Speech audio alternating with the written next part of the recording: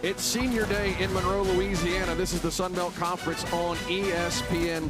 Where today, it's the Jaguars of South Alabama making the trip to Mobile to take on the ULM Warhawks. Welcome everybody. Sean Fox, joined by former McNeese State All-American, my guy Desmond Lightning. And Des, you look at the Jaguars, look at the Warhawks. Neither team having the season up to this point they wanted, but so many heartbreaking close losses for both teams. What's the famous saying? You are what your record says you are, but not necessarily if you look at the way they lost these games. One-point game to Arkansas State, you know, it was a one-score game versus Auburn. Yeah, so close. Yeah, so close for both ULM and South Alabama. The records are what they are, but both teams still feel like they've got a lot to play for. Let's start, though, looking at some star players, starting, Des, with South Alabama. One of the best defensive backs in the country, Nehemiah Chandler. Boy, he's got all the measurables, the intangibles you look for in a cornerback. Absolutely. What's the saying? If you travel, you like that. He definitely will find the number one receiver and go after him. He's long, he's rangy, and he's got great hips. And he is sixth in the country in pass breakups, an absolute lockdown cornerback for the Jaguars of South Alabama. Now, I talked to a couple of ULM athletes. They're not afraid of him. They might go after him a little bit. For ULM, they've got a deep backfield, but the hot hand right now, or hot legs, is Zach Palmer-Smith. He's really come along his last month of the season.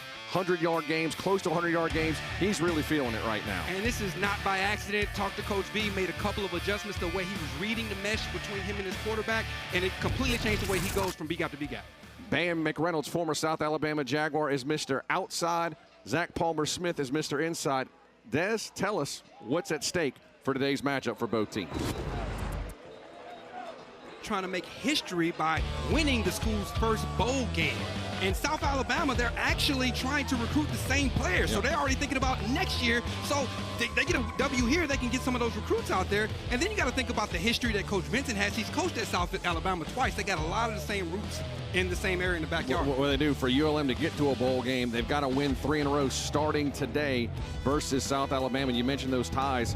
Coach not only coached at South Alabama not once but twice, as you see Major Applewhite for South Alabama, Louisiana native out of Baton Rouge, played, of course, at Texas, Catholic high kid. Say it how you said it earlier. Catholic high, as the really good program down in Baton Rouge. And Coach Vincent not only coached at South Alabama twice, but Spanish Fort High School for a while. So ULM won the toss, deferred. So South Alabama will see Bishop Davenport in the South Alabama offense first as we are underway senior day here in Monroe. It is over the head, the South Alabama return guy. That is Noah Toaster. Actually, Anthony Eager was back there, and not the ideal start for South Alabama, Des. And if you're the special team coach for ULM, it's the perfect start for the Warhawks here. So we'll see Bishop Davenport on the season. Look, he is 38th in the country in completion percentage. As you see Coach Vincent, head coach at ULM, he says this is phase 2 for this program. The win's not there yet, but Des, we have a chance to talk to a lot of different coaches throughout the league, and they all say the same thing about ULM, the most physical team in the Sun Belt Conference. When you play them, you feel it. Absolutely, and you say phase 2, that's AD talk. That's Coach Vincent, the athletic director, looking at it like that. Don't let this team roll into Arkansas State with a victory. It's going to be a different monster. So South Alabama, after the muff of the kickoff, will start on their own 1-yard line. So 99 yards ago, Bishop Davenport will start in his own end zone from the shotgun. Kentrell Bullock, the Ole Miss transfer, to his right. He'll get the carry and pick up 3 yards. But Kentrell Bullock, Bishop Davenport, again, Kentrell Bullock, one of the best running backs inside the Sun Belt Conference. Last year, these two teams, he had 100 yards rushing in the win over ULM. Speaking of Bullock, Cliff Mosley tried to come in and lay the boom, and it looked like he was more of the nail there because Kentrell Bullock laid the hammer on that run. That would be a big loss for ULM. Cliff Mosley out of Calvary Baptist, a senior from Shreveport. Timeout. He's had a big season. For an injury to the defense. Game clock operator, please put 14:47 on the game clock. So I said 14:47. Less than ideal start for South Alabama on the kickoff return. Not an ideal start for ULM, having Cliff Mosley go down. We'll come back, see how Cliff Mosley is when we come back after this.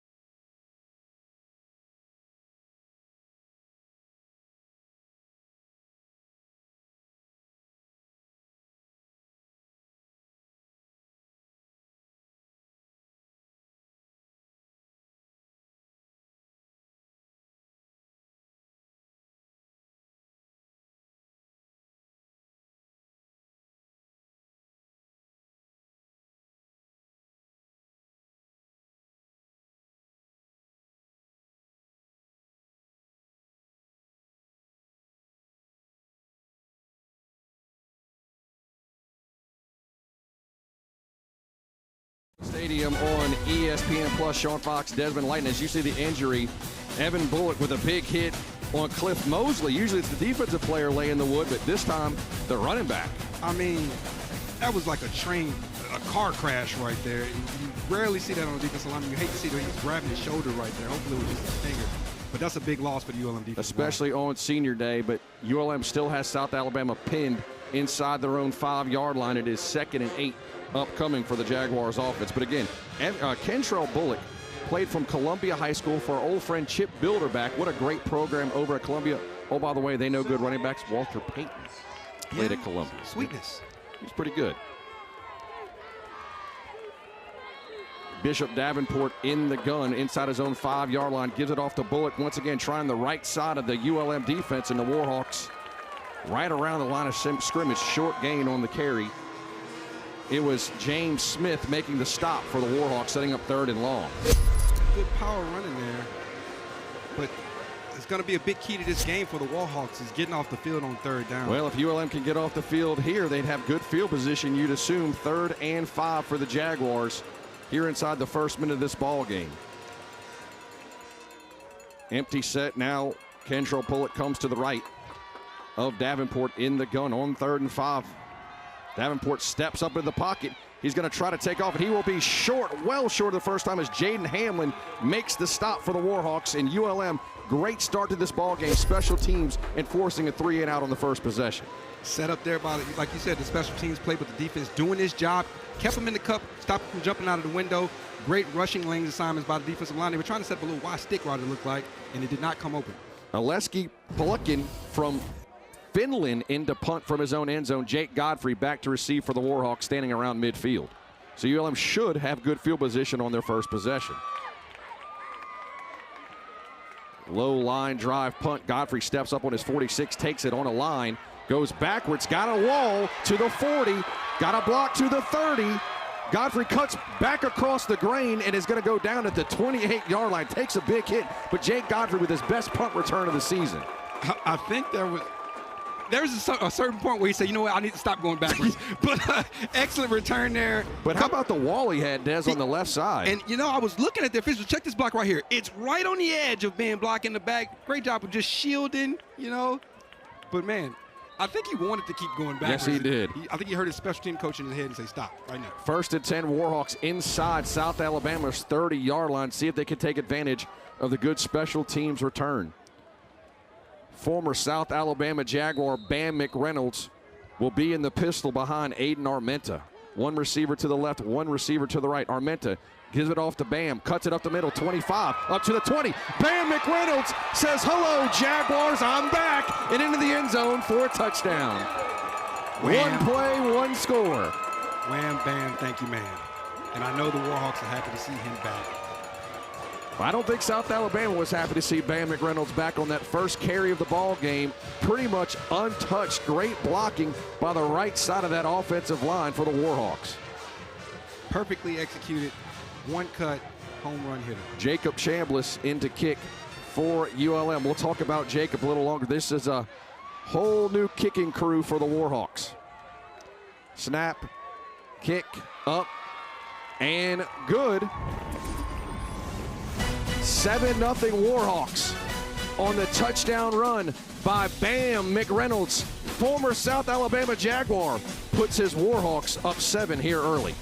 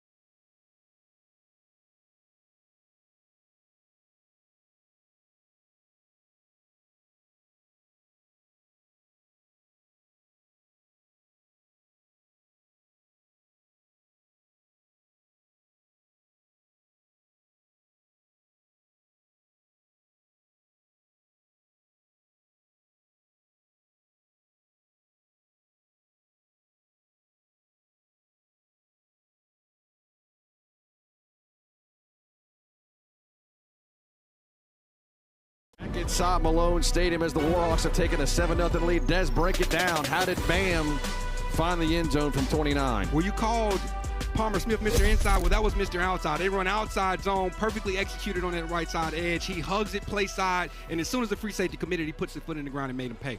Jacob Green to kick off for the Warhawks again. Great start for ULM, all 3 phases. Pin South Alabama inside their own 5-yard line after the muff. A 3-and-out, and then Bam McReynolds on the 29-yard touchdown run to start things off for ULM. And Bam's been a little banged up all season, so it's very good to see the Warhawks get him back in action. Eager and Voisin back to receive for South Alabama. Trailing 7-0 here very early inside Malone Stadium. Almost 2 minutes in, fair catch. That one is completed. That was actually Michael Woods back instead of Voisin. Interesting, yep. The person that called the fair catch didn't actually catch the ball. Can you fair catch for somebody else? No, I think they both. They both did? Yeah. I think they both did it. And yes, there yes, we go. We got an answer, guys. Yes, you can fair catch for somebody else. You know, all my years as a player, I had to catch a couple sky punts. Nobody ever told me somebody else could fair catch for me. I would kept my hands and just focused on catching the ball. Were you on the hands team? Yeah, my hands. Athlete. Bishop Davenport, Keenan Phillips in for the first time, relieving Evan Bullock. Phillips at a Georgia Military College. 2 receivers to the near side, 1 to the far side for Davenport. He'll put a man in motion. That's Eager. He'll fake it to Eager on the jet sweep. Roll to the right. Under pressure throws. Got a man open. Caught right up around the 40-yard line. That is Devin Voisin, the most dangerous receiver on this Jaguar roster. Yeah, perfectly executed. They're going to threaten the split zone and spread out the quarterback, move the pocket, and he's just super patient. As you see that the shallow right is covered.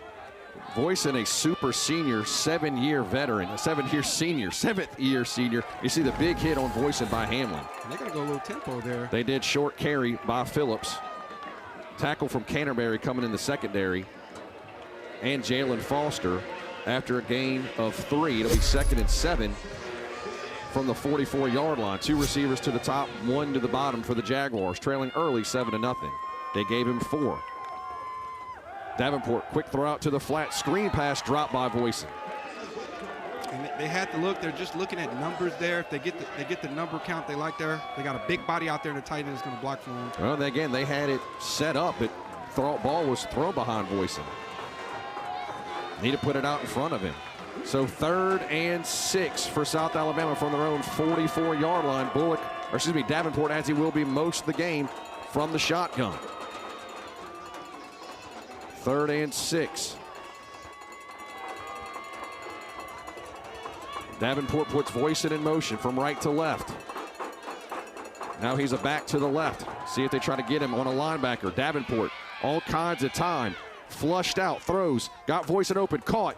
Takes a big hit, stays on his feet, and gets up to the 46-yard line. Good job of pass protection for South Alabama for allowing that play to develop. And David Gossi Jr. on the target. That's just scramble drill. He tried to run a spot route there, was not open. He notices his quarterback is in trouble, so he just makes himself available, gets out to open space, makes himself a big target. Voisin took a big hit, stayed on his feet, and picked up the first down. Yeah, Gotzi, again, he was on the wrong side of that hit. Yeah, man, these South Alabama guys out here laying the wood. Bullock and Voisin. Voisin's not nearly as big as Bullock is. As South Alabama's cross midfield up to the ULM 47-yard line. Davenport gives it off to Keenan Phillips, and nothing happened, and stopped right around the line of scrimmage by Cliff Mosley. Good to see him back in the ball game. Yeah, good to see Cliff Mosley out here. And that's a very similar play that he was injured on earlier. They're taking the H-back across the formation, and somebody's got to blow that up and compress that gap, which is what happened. Linebacker pulls his trigger to skid through there in Fleming's. And Mosley, one of the highlights of the year, first game of the year, an interception for Cliff Mosley. An athletic play for the big man. It is 2nd and 11, loss of 1 on the play, back to their own, to the ULM 48-yard line. They'll move Bullock from right to left of Davenport in the gun. Gives it up to Bullock right up the middle, short gain, pickup of 2. It'll be 3rd and long once again as Marcus Ross in there to make the stop for the Warhawks. And very similar type looks to ULM.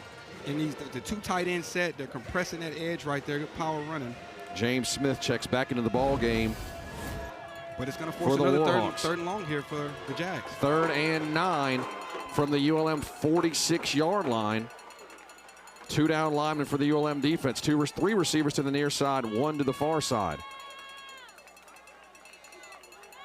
Davenport throws it behind Voisin. Big hit by ULM, and it is 4th down. Looks like the punt team's going to go on, and Noah Fleming's right there, but Des, that throw just behind his intended receiver. Absolutely, and so they're just gonna drop more defenders there. They want an odd front, got an extra DB in the game, and Noah, if the ball's on time, maybe he makes that catch.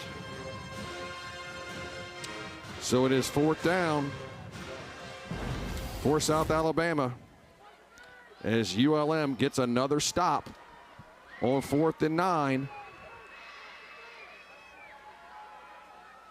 Pulkin back into punt for the Jaguars. Gets it off, low line drive right in front of Jake Godfrey.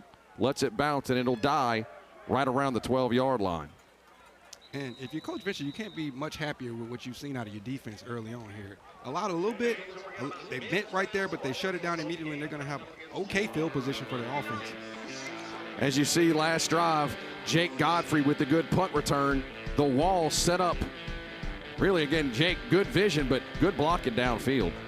Yep, special teams, which has kind of been a sore point for the Warhawks later in this season, kind of flipping the story here. And then you see Bam with a 29-yard touchdown run to put the Warhawks up 7-0. ULM will take their second possession on their own 11-yard line. 1 receiver to the left, 1 to the right. Bam McReynolds in there at tailback. He gets it once again, and he is going to be stopped. Well, stays on his feet, Des. Looked like 2 guys are going to have him in the backfield, but his strength keeps moving, guys. Picked up 4 when it looked like he was going to be dropped for a loss. So that looks like a 4-yard gain. It's really like a 10-yard gain because they could have had him 5 yards in the backfield if you look at the penetration there. And that's just great contact balance there out of Bam McReynolds.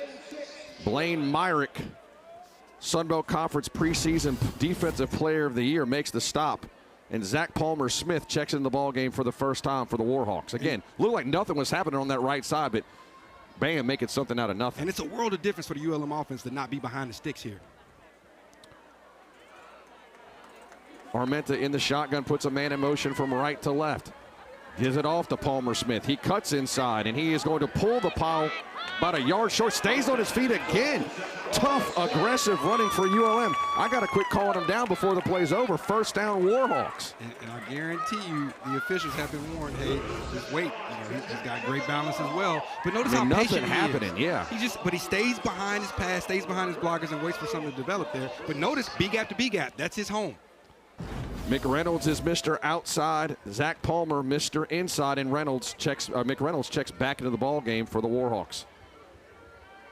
2 receivers to the far side, 1 to the near side, and Armenta again in the pistol. Hunter Herring into the ball game.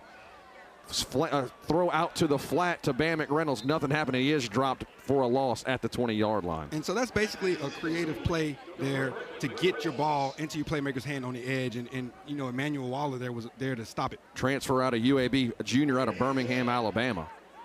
Again, loss of a yard on the play. South Al had it scouted the entire way. But just bringing in Hunter Herring, just give the defense something else to think about. And Hunter Herring plays a little bit of everything for South Alabama fans. ULM fans have heard me say this all season, but Hunter Herring is basically ULM's version of Taysom Hill. Plays quarterback, running back, wide receiver, special teams. Now he's in the slot. Punter. Empty set and kicker. Armenta from the empty set throws it out to the flat. Coming up to the near side, 24-yard line is Jake Godfrey getting the loss plus a little bit more, picked up 4 on the play. And that's just alignment, getting your speedster in motion. If you read that they're going to be in man or they're outflanked, you can throw that in quick, easy yards to set up a 3rd and manageable. Zach Palmer-Smith checks back in the ballgame. Pickup of 5 for the Warhawks. It's 3rd and 6, so certainly 3rd and manageable. 3 receivers to the bottom of the screen, 1 to the top. Caleb Gross in motion for the Warhawks. Actually, that's Nate Sullivan in there at H-back. He's in there blocking. Armenta throws it out. That is Jonathan Bibbs. Nothing happened, and that is actually Nehemiah Chandler in there to make the stop. The guy we spotlighted, one of the top cornerbacks in the country. He read that the entire way, and actually that's a loss on the play for the Warhawks. And so, yeah, they're going to try to hit him on the under route and hope he can make somebody miss an open field, but when you got that big rangy DB out to a corner in Nehemiah Chandler, he came downhill and laid the boom as well. Bibbs, one of the top players in yards after catch in the country. Nothing happened there, though. Nehemiah Chandler read it the entire way. into punt for ULM. Mackenzie Ryan, the Australian. The dangerous Devin Voisin back to receive for the Jaguars. Standing on his own 30. He'll call for a fair catch at the 30-yard line, and that is where the Jaguars will take possession. Warhawks up early, 7-0 with 6:28 remaining in the first quarter here on ESPN+.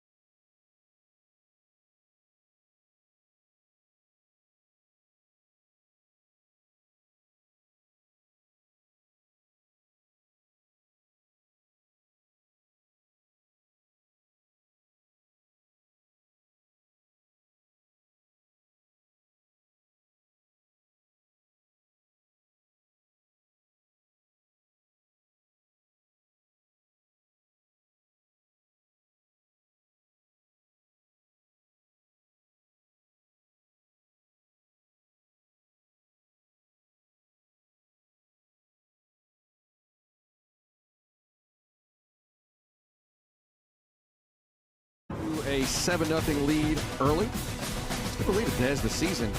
You know, it takes forever to get here, but once it does, it seems to fly by as we see the Sun Belt Conference standings heading into tonight.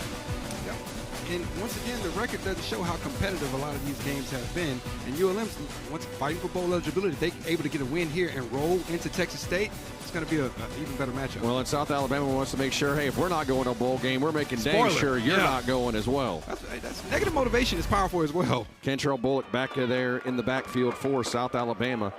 He gets the carry, trying the left side. He's up to the 35. Stiff arms a man. First down, strong run by Kentrell Bullock. DeArco Perkins McAllister makes the stop. And, man, I love when they get the big uglies pulling around, lead blocking for them. So take a look at this. You're going to get guard and the H-back pulling around, and they're going to plow the field there. And boy, Kentrell Bullock, such a physical back, has over 2,000 yards rushing throughout his career. He's a good one.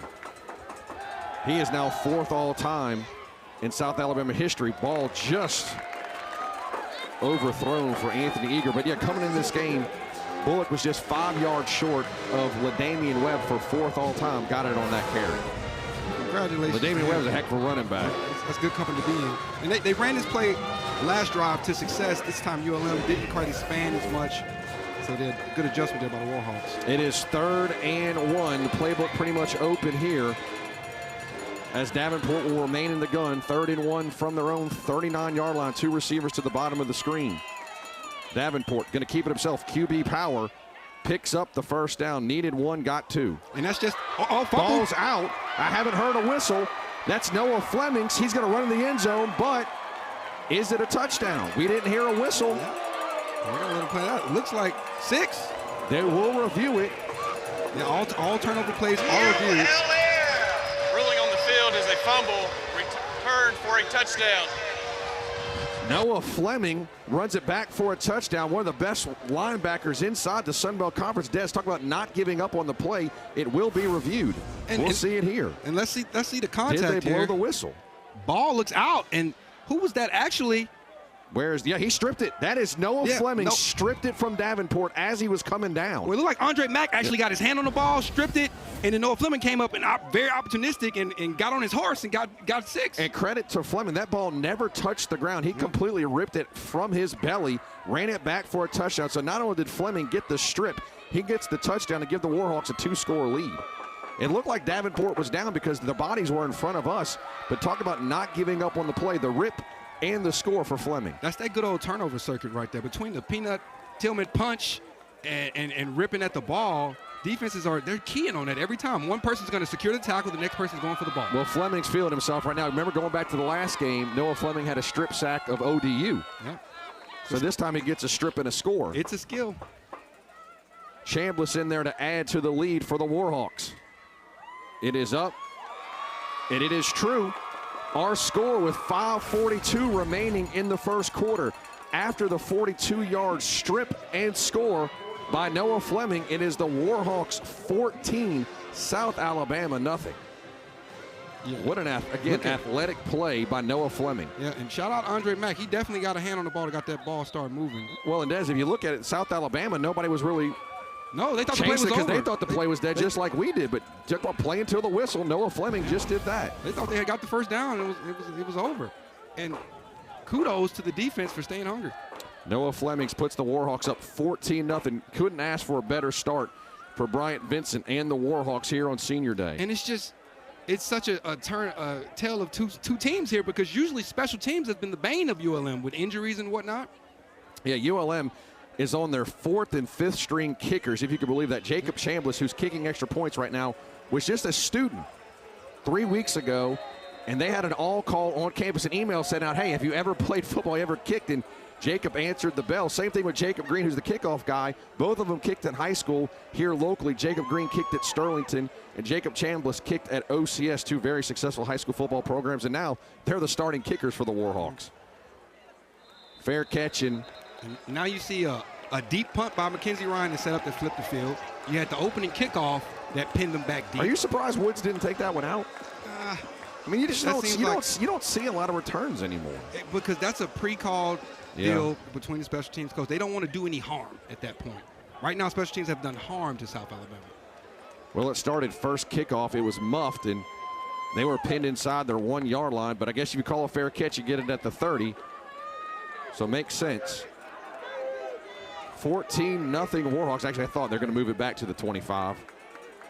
As Keenan Phillips, again, out of Georgia Military College, back into the ball game, subbing in for Kentrell Bullock. Warhawks up 2 scores early, 24-22. Davenport puts eager emotion from right to left. Now he'll come back to the near side. Give to Phillips, trying the middle of that ULM defense, and Des gain a 1, and you see all those gray jerseys right there to make the stop. And so far, ULM is winning that battle of first down. They're putting them in second and long. Smith and Tiller, Holmes, all in there to make the stop for ULM. And so South Alabama is just really trying to find rhythm with their offense that they haven't been able to get into yet. It is 2nd and 8 for the Jaguars from their own 27-yard line. It's been all ULM early, but a lot of football left. 5:08 here in the first quarter. 2 receivers to the near side, 1 to the far. Davenport to give up the middle. Once again, there is a hole up to the 37-yard line and a first down run for South Alabama. There's Keenan Phillips in the best play of the game so far for the Jaguars offense. Needed that one. And just notice Keenan Phillips is going to keep hugging that ball, play side. And at the last second, he's going to just get right from behind his lineman. And look how big. It's tough with these little guys if they're hiding behind the defensive line. Marcus Ross holding on for dear life. This is Phillips once again trying the right side of that offensive line. Another positive carry out to the 40-yard line, gain of 3. And you notice anytime South Alabama gets a little bit of a positive game, they're going tempo. Yep. And that stops ULM from being able to bring in new personnel. Yep, quick screen to Voisin. Actually, that's the eager first down and more across midfield, and the Jaguars playing with some tempo, not allowing ULM to substitute, and right now they're right into ULM territory after that screen pass. And that's an RPO. They're going to run what looks like power. They're pulling 2 linemen in the opposite direction just to get the defense to flow away from that screen. There's a whistle before the snap. Execution trumps disguise. See what the call is. It's a timeout. Well, considering all of ULM's coaches are on the But field. back-to-back first downs for South Alabama. Trailing by 2 scores here, 14-0. Delay of game. Oh, there it is, Offense. delay of game. Not a Snapping the ball timeout. before it was ready. Oh, they were trying to go You too don't see that fast. very often, Substitution yeah. mechanics. They were trying to go too fast. And you see Major Applewhite does not like that call at all. Again, that is a rare call, Des. Well, he said in getting away of substitution mechanics. So they must have brought in a different personnel. And if you do that, you have to allow the defense to match personnel. And they didn't. They Well, snapped the ball. and Des, I was calling basketball on ESPN Plus the other night. I saw Carey called not once but twice. That's rare to be called in basketball now. That's rare to be called in football. Yeah, they must have said something about the ref's mom or something. Basketball for the call Carey twice. Yeah. Keenan Phillips back in the football game for the Jaguars. 1st and 15. Jaguars from their own 45-yard line after the delay. 3 receivers to the bottom of the screen. The Bishop gives it off to Phillips around the left side. Just making all kinds of guys miss. Made 3 guys miss. It was a short game, but a powerful run by Phillips along the left side. So this is the counter to the play they ran earlier.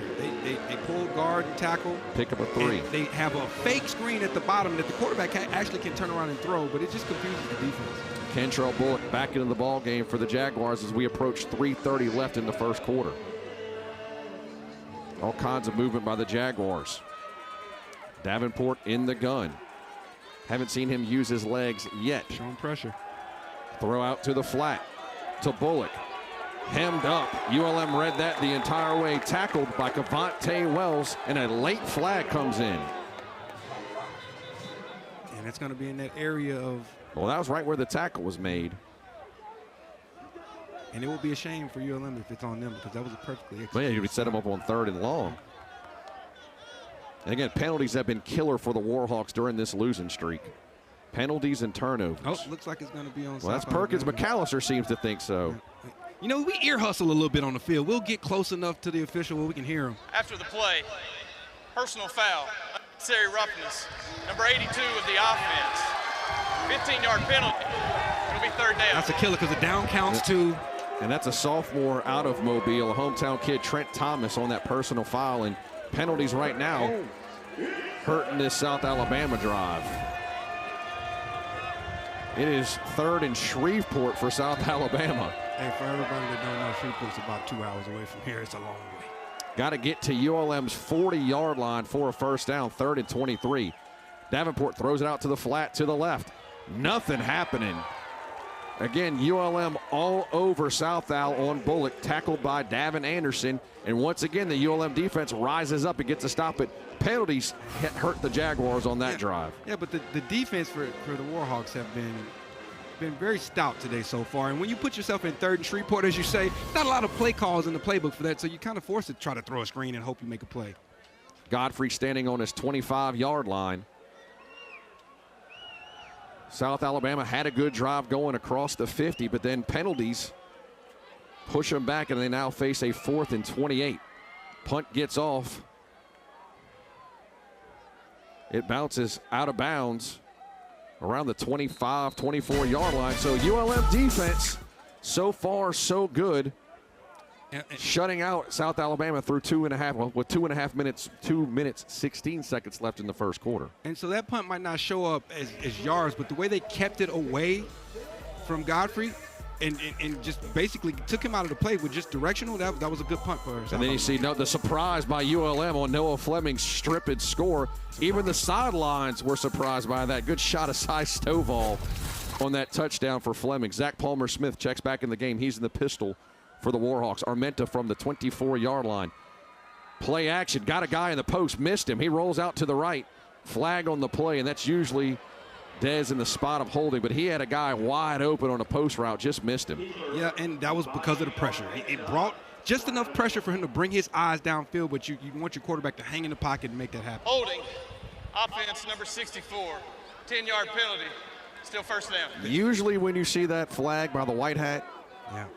it's a hold. Drew Hutchinson, the guilty. And that's why a DB's best friend is a defensive lineman or some pressure Correction, in the the foul is on quarterback's number face. 67. Actually, that's A.J. Vincent, junior out of Social Circle High School, Social Circuit, Georgia. So I don't know. Actually, the pressure wasn't as far away from him as I thought. He had time to sit in the pocket and make that pass. 1st and 20 Warhawks. Zach Palmer-Smith goes from the pistol to the right side saddle of Armenta. Ryland Green in motion. Screen. Needs a block. Does Bibbs. Makes one man miss. Doesn't make the second man miss, but picked up the penalty yards, Des. Or at least half of it. Yeah, but a holding call on first down versus this style of offense is almost a drive killer. It's a heavy lift. That's been, again, the bugaboo for the Warhawks. Last week they had 11 penalties for 77 yards against ODU, but they're trying to get Jonathan Bibbs in space. At one point in the season, he was 2nd in the country in yards after catch, but he's been dealing with an injury the last couple of weeks. And once again on that shot play, they had exactly what they wanted. Lulled South Alabama to sleep, just didn't hit it. 2nd and 16 for the Warhawks from their own 18. Armenta rolls to the near side, delayed draw to Zach Palmer-Smith. Up the middle, picks up positive yards up to the 26, making it 3rd and manageable. Delayed draw to number 6. And so that sprint draw there is one of ULM's kind of Staples, mainstays, right? They're going to run turn back protection and try to just influence the defensive line to get upfield. Pickup of 8 makes it 3rd and 8 as we've gone under a minute here in the first quarter. 3 receivers to the near side, 1 to the far side for Armenta as Nate Sullivan goes in motion. Tight end to the right side of the offensive line. Armenta steps up, throws right at the sticks, knocked down. Good play by number 2. Javon Henderson read that thing the entire way. Good coverage by the Jaguars. Yeah, and he had a dropper there. That was double coverage. Yeah, that was a dangerous throw. Armenta better be lucky that's not intercepted. Again, Henderson read that the entire way. And good stop by the Jags. They're going to get decent field position here to try to take a little momentum back. Again, this is a really long athletic secondary for South Alabama, one of the best in the league. Again, Chandler gets a lot of the headlines, but Henderson pretty good in his own right. Voisin back to receive Mackenzie Ryan's punt. And the Jaguars should get pretty decent field position with 17 seconds left here in the first quarter.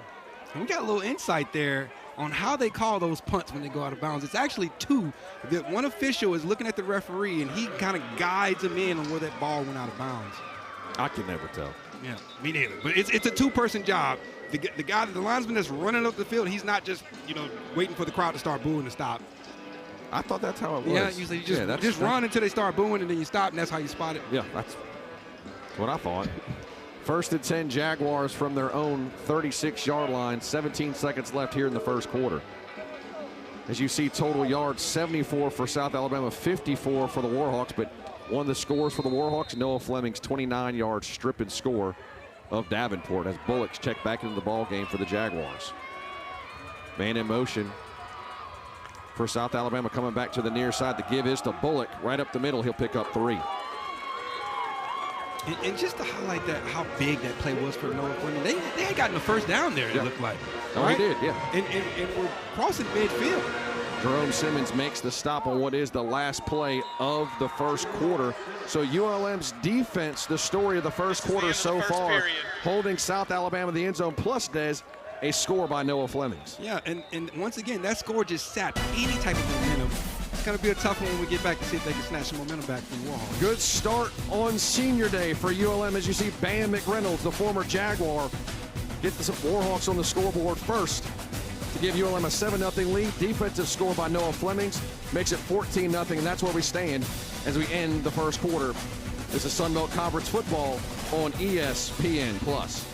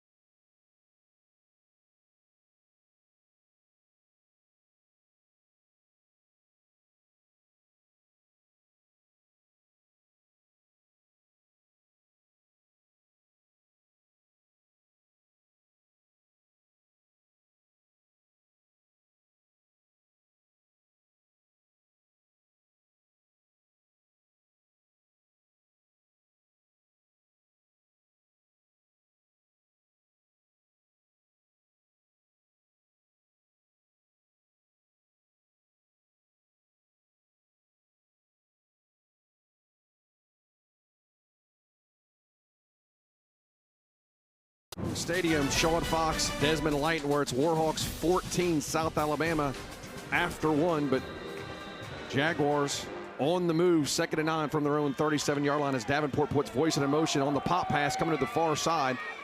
Tackled. It looked like that was a face mask. That was pretty obvious, and that'll be 15 for South Alabama. Yeah, and looks like it's going to be Dylan Howell again. Anytime somebody gets, Anderson, Davin Anderson. Looks like anytime somebody gets snatched down like they had a handle, it's because they did have a handle. It's generally a face mask. That one was obvious all the way up from the. But I tell you what, just from the booth, the flow of South Alabama's offense, you gotta really have eye discipline. Personal foul, horse collar tackle. Actually, defense a horse number collar, 28, yeah. 15-yard penalty, automatic first down. So my next point, the two handles are your face mask and the shoulder pads that they can reach in and grab a handle on. And yep, looks like he got a handle. Either that or he's Spider-Man. And that'll put South Alabama in ULM territory to the Warhawk 47-yard line as they look to cut into this Warhawk 14-point lead. One receiver to the near side, one to the far side. Davenport in the gun. Bullock, the tailback. Bullock will get the handoff. Bullock up past the 40-yard line, up to the 42-yard line. Pickup of 8 on the carry. Man, I love football, and that's just numbers. They run into the strength where the numbers are, and they got a great push up front there. And Bullock, 2,000 yards, over 2,000 yards in his career. Again, 4th in program history. Shot play for Davenport. Flag on the play. Looking for Jeremy Scott, but that might be in the spot kind of close to defensive holding on number 4, DeArco Perkins McAllister. It's going to be 10. Holding. Yep. Defense number 4, 10-yard penalty, carries an automatic first down. And Davenport, really first shot play of the game, saw one-on-one coverage and exploited it. And he was stacked, so Perkins McAllister did what he could to stop from getting house called right there, which just reach out, grab him a little bit. Scott's coming off a great back-to-back 100-yard games. Couple big plays, 74-yarders and 64-yard touchdowns his last 2 games as Keenan Phillips has checked into the ball game in the backfield. The give to Phillips up the middle. Man, still on his feet, run. past the 20. Just bowling over ULM defenders inside the 15-yard line. The change of pace back. Big first down run, and this is the deepest possession into ULM territory that South Alabama's had in the first half. 5'10", 188 pounds of muscle, man. You better bring your hand and hips when you tackle somebody like that.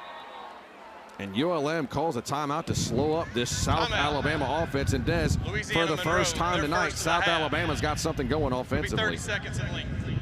Yep, they're in scoring position, and they haven't had that negative play to get them off schedule. They're on schedule, they're running tempo, it's working out. And so that Coach Vincent sensed that, which is why he called the timeout, try to let the guys get their bearings about him.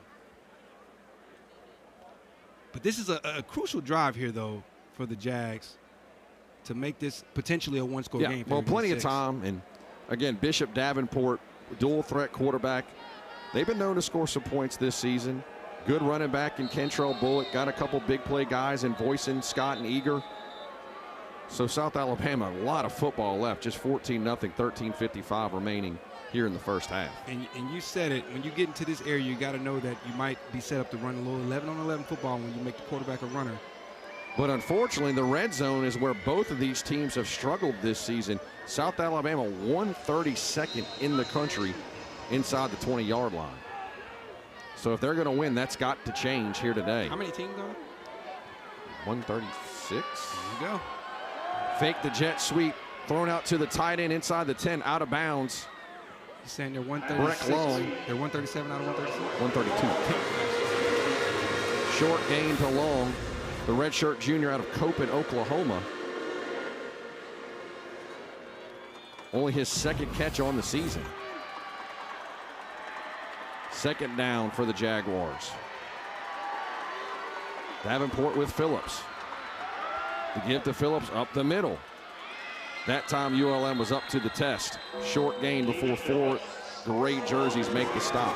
And ULM is having a great night from a linebacker's perspective. Anytime they run a condensed set, Noah Flemings is reading it and shooting his gap, and also his defensive linemen are helping him big time. Noah Flemings, again, has the touchdown for ULM. He leads the team in tackle for losses this season. It is 3rd and 3. And Des, you got to imagine this is 4-down territory for Coach Applewhite. It's going to highly depend on what they do this play. 3rd and 3. Phillips remains in the game. Quarterback power for Davenport. He will be right at the first down marker. It's going to be close. And we kind of alluded to it a couple of plays ago that it was going to be 11-on-11 football in this area. Quarterback power. You got a hat for a hat. Kelby Holmes makes the stop just short of the first down. It is 4th and a half a yard for South Alabama, and no hesitation for Coach Applewhite. Jaguars going for it. And if you're the defense, you got to be thinking the QB's going to be a runner again. Davenport certainly has that ability. Gives it off to their tailback, Phillips. He picks up the first down and more. He'll get to the 1-yard line. Physical run by Keenan Phillips. Des, he's not the biggest, but my goodness, he's running big today. 5'10", 188. Gets inside the 1-yard line on 4th down. But also, check out the offensive line. It looked like a sled drill there. There was no gray hats in front of him. All blue. Good push. 1st and goal, Jaguars from the ULM 1-yard line. South Alabama knocking on the door for the first time again. They've struggled in the red zone so far this season, but they are a yard away from making this a one-possession ball game. They're going to keep this thing on the ground. It's been working. And Phillips remains in the game. A little miscommunication in the backfield between Phillips and Davenport keeps it and knocked down right at the line of scrimmage. Des, I don't know if there was Davenport was supposed to give it or the defense just blew that play up before it could get going. It looked like the QB thought it was QB power all the way. The running back thought it was a read, so he came in. The mesh was all messed up. I think you jinxed them, Sean, when you talked about their struggles in the red zone. Just the stats, sir. Fleming's in there to make the stop with Jalen Foster. 2nd and goal from the 1. Davenport now Bullock in the backfield. Bullock gets the carry, and he'll walk into the end zone. 1-yard touchdown run for Kentrell Bullock. His 9th touchdown of the season makes it 14-6 ULM. And just like that, the Jags are right back in this thing. You got some momentum. The guard-to-guard war right now is being won by the Jags on this drive. Great push up front. 14-6. That is a drive that South Alabama needed, and we saw a little bit from the backfield, either from Davenport with his legs, Phillips had a couple big runs, and Kentrell Bullock punctuates it with a 1-yard touchdown run to make it 14-6. Those two guards I talked about are both over 300 pounds. Little in for the extra point. Snap, place, kick is good. And our score with 11:03 remaining in the second quarter, South Alabama won the 1-yard touchdown run from Kentrell Bullock. Right back in this ball game. It is ULM 14, South Alabama 7 here on ESPN+.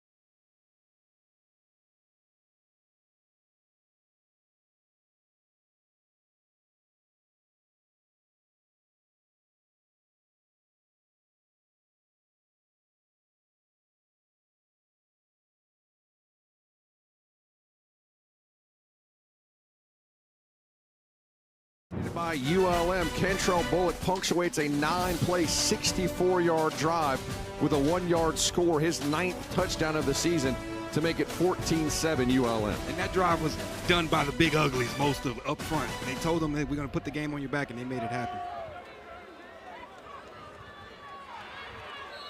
Dorian Lewis and Nick Trujillo back to receive for the Warhawks. And Des, not a lot of passing in this first half so far from either team. Well, both teams have taken shot plays, and there was a pass interference that got a big chunk play for them. And to be fair, both teams' strength this season is running the football. Yeah. They're gonna pound you and try to lull you to sleep, and then they're gonna take a few shots there to try to keep you honest. And you know what? In both teams, the shot play was open. Yep, just missed it. 14-7 ULM. They get the ball back after the South Alabama score. They'll start on their own 25-yard line. Armenta in the backfield with Bam McReynolds, who's got a touchdown against his former squad in the pistol. 2 receivers at the top of the screen. They'll put 1 in motion. That's Godfrey. The give to Bam. Falls down. That's Turf Monster making that stop. But good pressure from the interior of South Alabama's defense. It's not going to show up, but that play was made by the end coming down and spilling the H-back. Check him out. He's going to compress and spill it. That means attack it with your outside shoulder and blow him up.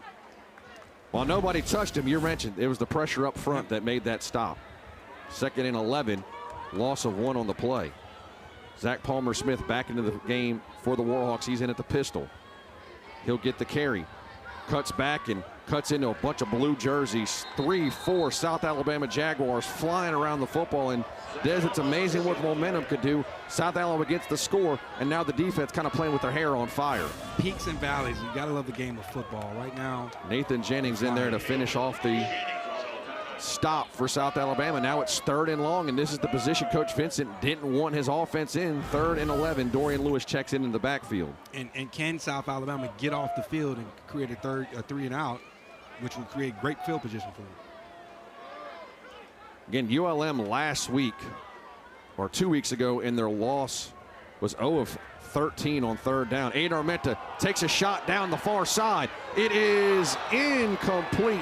I'd say good defense, but a flag comes in late, looking for their big play receiver, Jonathan Bibbs, and they attack Nehemiah Chandler. I mentioned it earlier that the athletes told you they were not afraid of Chandler, and they were going to put him on an island, and they were going to test him, and he just didn't get his hat around in time. Well, and just a little bit of the underthrow. That's a tough situation for Nehemiah. That's tough. That's tough, man. That's tough. He tried to get his head around late. There is no foul. Yeah, they talked about it. Yeah, I like to see them pick that up. It's a little underthrown. It'll be 4th down. Initially live, I thought it was, but he did turn his head around. And that back shoulder, man. And that is another pass breakup for Nehemiah Chandler. Again, he's one of the best defensive backs, and he does have his left arm around it, but he did turn around. That was contact. They could have threw that flag. You couldn't be mad at it either way. Boyson back to receive the punt from Mackenzie Ryan. So a good score for South Alabama. Then the stop. From that second angle, Sean, that looked like PI, man. Brought in by Jeremiah Jones. He'll be tackled at the 39-yard line. So South Alabama with a chance, Des, to tie this ball game up here in the 2nd quarter. It was actually Cole Blaylock on the punt return. Jaguars, good field position. Down 7 here with 9:34 remaining in the 2nd quarter.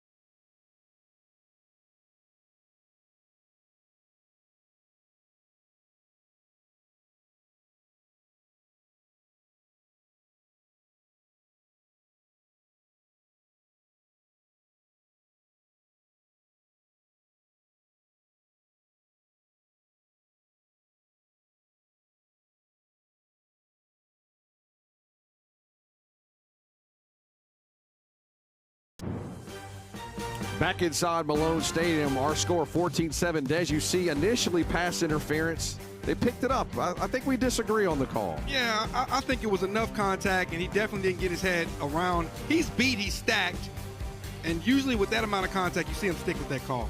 Man, I think one of the best defensive backs in the country made a good play. But hey, you're the one who played you're the one who played defense, not defense. me. I'm an arrow with the cornerback. You played defense, not me. 14-7. But if Warhawks with the lead.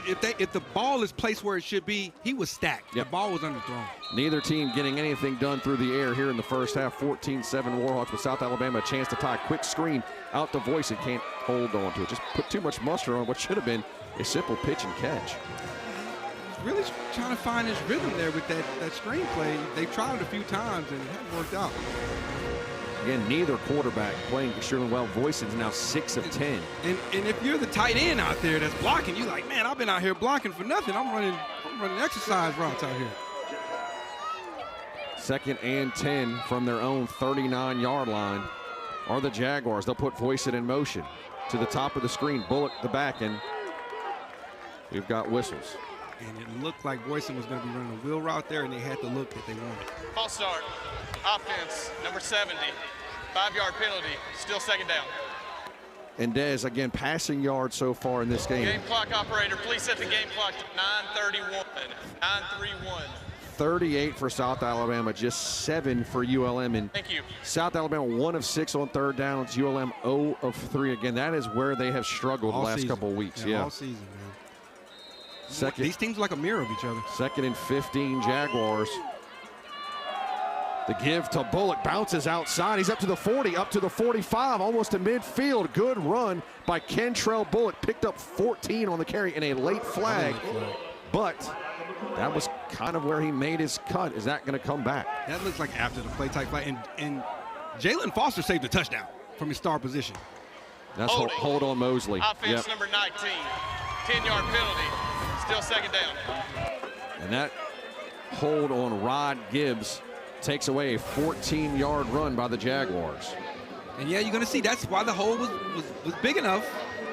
And he tackled him and took him to the ground, too. He got his money's worth at least. He rode him on that one. 2nd down coming up for the Jaguars, so erases a 14-yard run by Kentrell Bullock.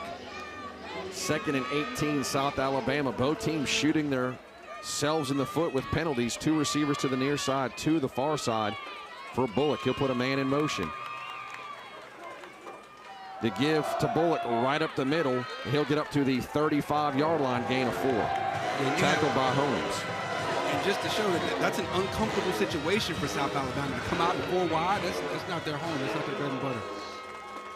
Well, we talk about both teams struggling to throw the football on 3rd and 14. You're forced into a position to throw, and will we see ULM try to go after the Bishop Davenport on an empty set, 3rd and 14, 5-receiver set. Now they move Bullock back into the backfield. Bullock throws an inside screen. That's to Eager, and ULM ready for it. He's tackled at the line of scrimmage. May have lost a yard. Jaden Hamlin, the big defensive tackle, read it the entire way, and South Alabama will have to punt the football. And so that's just perfect screen execution there. The defensive line is actually who's responsible for those middle screens. Once you read that they're trying to get you to go up the field, you have to retrace, go down the line and get a big hit stick, which is what he did. Kelby Holmes in there for the stop as well for ULM, as Jake Godfrey standing on his own 18-yard line. Warhawks getting the football back under 8 minutes to go here in the first half. Punt gets away. That's a good one. Bounces out of bounds, so good job of flipping the field for South Alabama. Well, let's see where he spots it. So the Warhawks defense rises up and gets a stop. Penalties hurting both teams so far. Warhawks back on offense, and we come back after this.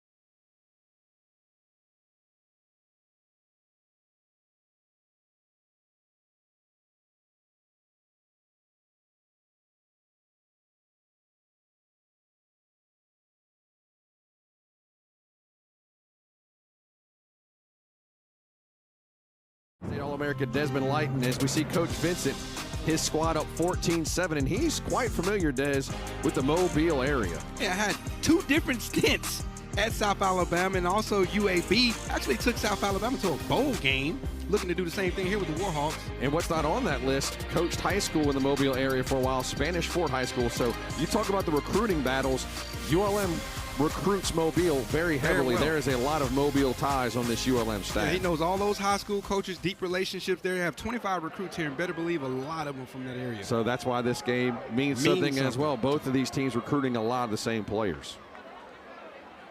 It's a propaganda war right now. Isn't it always? 14-7, ULM looking to add to their lead. 1st and 10 from the 30. The give is to Bam McReynolds to the left. Actually, that was Zach Palmer-Smith, short gain on the play. That's a lot of ground. They're essentially running a 3-man front. The Jaguars are. And there's huge gaps for them to have to try to compress and squeeze. Again, kind of ULM's offense, Des, since their opening drive, kind of been in a lull. Gain of 3, 2nd and 7.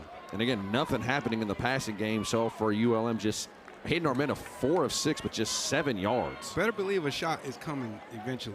Palmer-Smith now goes into the pistol. 2 receivers to the top, 1 to the bottom. Armenta to Palmer-Smith. He'll cut back across the grain, and again, a host of white jerseys or blue jerseys there to make the stop. Terrell Johnson, first one for South Alabama, nothing happening. And so they did what Ray Lewis like to call put them in a cup. You'll notice that usually put them in a cup. Okay. So front side, they stopped him, and then you're going to see 2-0 step in at the last second to stop the cutback. And so he had to stick his nose in there. And Des, it looks like South Alabama committing to the run, almost forcing ULM to have to throw the football here. They're daring them to throw. But you know, listen. But wouldn't you? I mean, that's what ULM's bread and butter is, running the football. Same with South Alabama. It is 3rd and 7, empty set, 5 receiver set for Aiden Armenta in this ULM offense. They'll put a man in motion. That's Deshaun, or actually that's Lewis. Wide open receiver. That is Julian Nixon. Gets flipped over, but not before he gets a first down for ULM. And you're going to see Dorian Lewis flash out to the flats, right? Yep. That is just to get the defense to expand the pull one of the linebackers out of the box and so Nixon can get open. Wesley Miller with the suplex, but not before Nixon picks up a first down. Great design play there. That is the first 3rd down conversion of the ball game for ULM. Yeah, the advanced stat said ULM was 0% on 3rd down. Yeah, not good. Dorian Lewis checks in, the transfer out of New Mexico. He is in the pistol. Lewis gets his first carry of the ball game. Up across midfield, Dorian Lewis picks up a first down up to the 46-yard line of South Alabama. Now this is when this offense is dangerous, when they can come out and get big chunks on 1st down, and that's when the play action game starts to come in. But look at the front side. That gap is huge. And it's amazing. We saw this with South Alabama a couple drives ago. Once you get that first down, how much tempo, and you can really start getting that offense going, but it's getting that first down to get things kick-started. And those D linemen, they start huffing and puffing a little bit. Dorian Lewis and Hunter Herring in the backfield for the Warhawks. That's Herring in motion. Pump fake, roll out. Look for the wheel initially. That is Rylan Green on the reception. He's got the first down. And Rylan Green, a couple big weeks for Rylan, had his first career touchdown last week. Picks up a big first down on that reception. The West Monroe native, great guy. Shout out to Rylan. Look, he says as long as he can run, he has no problem with how big he is, because that guy he looks like he's about 290. And Rylan, with wheels and the hands. Rylan in the starting lineup with his younger brother, Nate Green, both former West Monroe Rebels. Bam McReynolds back in the pistol, picks up the carry, and South Alabama read that outside zone, Des, the entire way. And they read it so well that they probably forced a holding call. And because what happens is when they're trying to reach you, and if you can cross face, they'll reach and grab you. Offense number 80, 10-yard penalty, still first down. The hold on Nate Sullivan, but there to make the stop, Blaine Myrick. Again, he was the Sun Belt Conference Defensive Preseason Player of the Year. He is, once he gets his paws on you, he's probably going to bring you down. But once again, just a drive staller right there. First down to get you 10 yards behind the sticks. He's from not too far from Mobile, Fairhope. All the folks who make their trip to the Gulf Coast during the summertime have to go through Fairhope. Oh, yeah, he pulled him right onto the ground. Which that was kind of obvious. Didn't look like it was necessary either. Makes it 1st and 20. Again, penalties have been a killer for ULM. Bam cuts back to the far side. A lot of fancy footwork, Des. Not a lot happening, though. But even still, he keeps the backside so honest, because if you over pursue, look, he's pressing front side. The moment you over pursue from that defensive end position, he's sticking his foot in the ground. Showing those quick feet and getting his shirt ripped on that carry. Picked up 5. As you can see, the back of his shirt ripped. Look like better not trip him. I got to go ahead and rip that thing off. Don't trip over it. Look like Spike from Little Giants. Drug old boy to the end zone with his shirt. 2nd and 15. 2 receivers to the near side. Give to Bam once again. Tries to cut outside. Picks up positive yards on the spin move. Again, physical run for Bam McReynolds. Makes it 3rd and manageable for the Warhawks.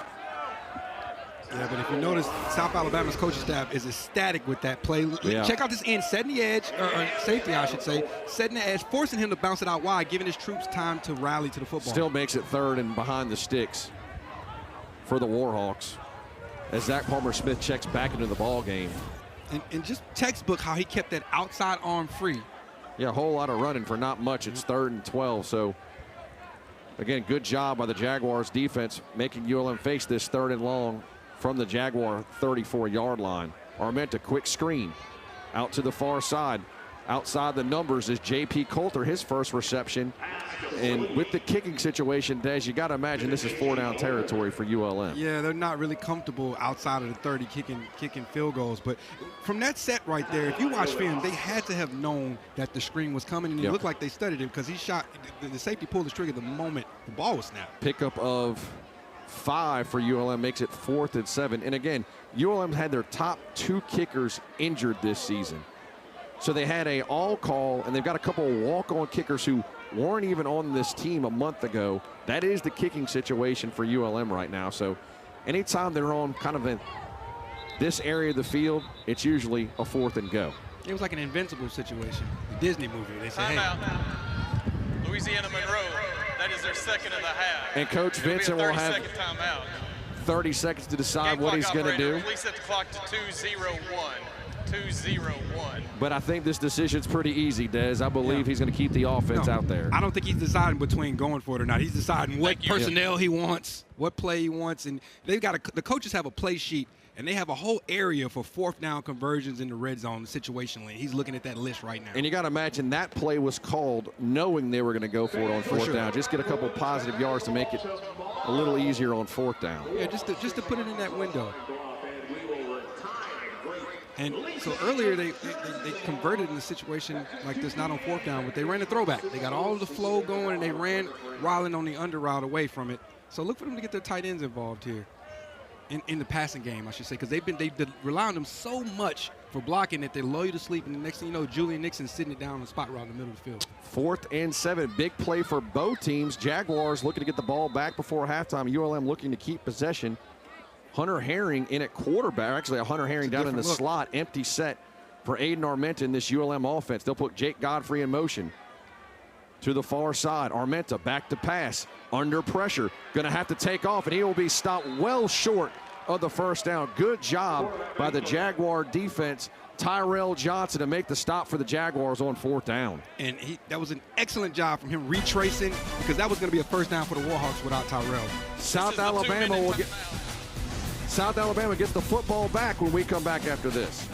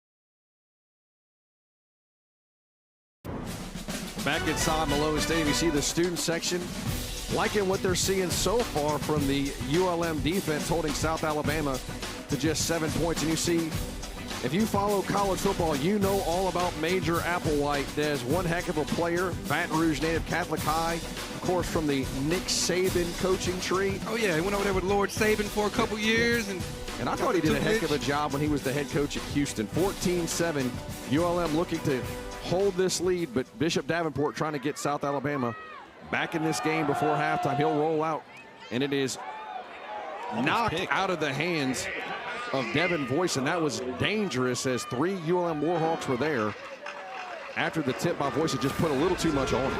And that's why they tell you got to catch it clean. But that was actually tipped by Noah Fleming. That's one of the reasons that actually Voice did a heck of a job making sure that wasn't intercepted. And that's why a lot of wide receivers coaches can't stand when they see their guy go airborne. He jumped, it looked like, for no reason there. Heck of a first half by Noah Fleming. He's getting his paws on that. Jabari Tiller knocked it away from Voice, but Voisin playing just as much defensive back as receiver on that play. And big drive here for South Alabama because ULM gets the ball back after half. Phillips back in there at tailback. He'll get the carry, coming to the near side and stacked and stopped right at the line of scrimmage by Cliff Mosley, who's come back after getting hurt, playing with a purpose.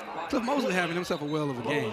And as you can tell, that running back's a load to bring down. Yeah, I mean, he's 5'10", 188, but again, he has not been easy to bring down on first contact, so good tackle by Cliff Mosley. And now they're third and final of the half. It's 3rd and 9. 30 seconds in the length. They're thinking about a 2-for-1. Yeah. But got to get a stop here. And if you're... Please set the game clock to 1:41, 1:41. And you got to imagine, Des, South Alabama with all 3 timeouts, if they get a first down, they're going to try to play tempo and try to get some points before halftime. So big play, swing play in this game coming up. It's a big risk-reward thing. They can't afford to be not aggressive here if you're South Alabama because you know ULM's getting the ball back. But they kept the ball on the ground because they want to keep the clock running, at least in the event that they don't get the first down. Yeah, you know, Jeremy Scott's coming off back-to-back 100-yard games. He's had a couple big shots, a 74-yarder, a 64-yarder. Haven't really been able to get him or Voisin hit anything deep so far. But maybe that's just because of the coverage by the ULM defense. 14-7. Again, neither team throwing the ball well. South Alabama up to this point, 39 yards passing, 37 for South. Phillips back in the game at tailback.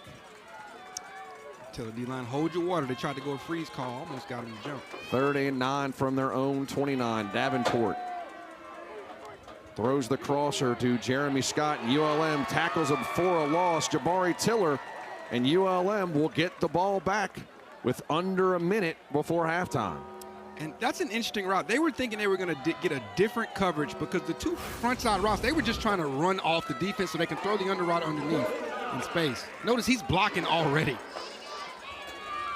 And, you know, you could do that. As long as you catch the ball at the line of scrimmage, you can go down and block in front. So ULM with an opportunity to get some points before halftime. Jake Godfrey standing on his own 24-yard line.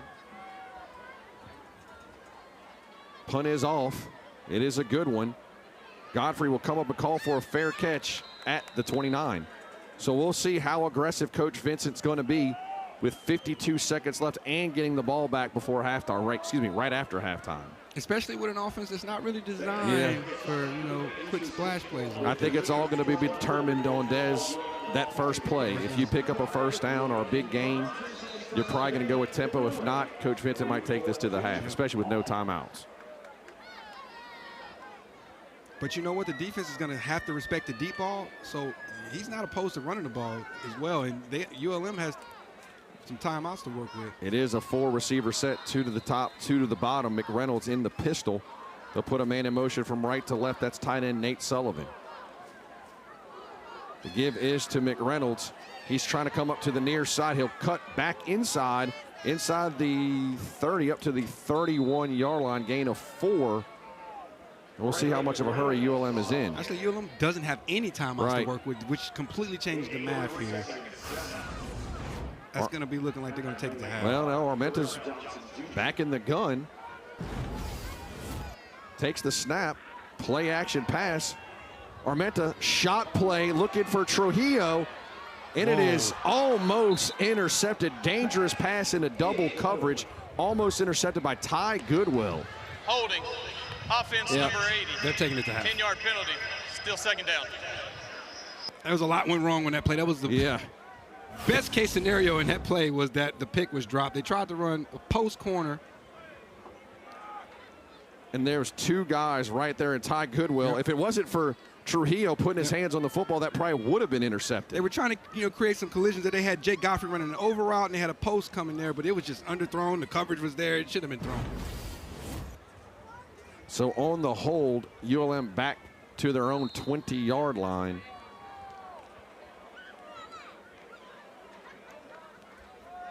Again, not a lot of offense to speak of here in the first half. The give to McReynolds. Gets across the 25 up to the 26, gain of 6, and that should be our final play of the first half. And it is. Des, it wasn't aesthetically pleasing if you like offense, but if you're a ULM fan, you'll take a 14-7 lead going into the locker room. Absolutely. This is the end of the second period. If you're South Alabama, you're happy with what has happened, that you're only one score away from tying this ball game. Neither team being able to convert much on third downs. The biggest difference in the game right now, a defensive touchdown for ULM. Noah Fleming's, a strip and a score is the difference in this one. You see former South Alabama tailback Bam McReynolds with the touchdown, and here you see Noah Fleming strip and Noah Fleming score, and that is the difference as we go into the halftime break. Our score at the half, it is the ULM Warhawks 14. It is the Jaguars of South Alabama 7. We'll have halftime next here on ESPN+.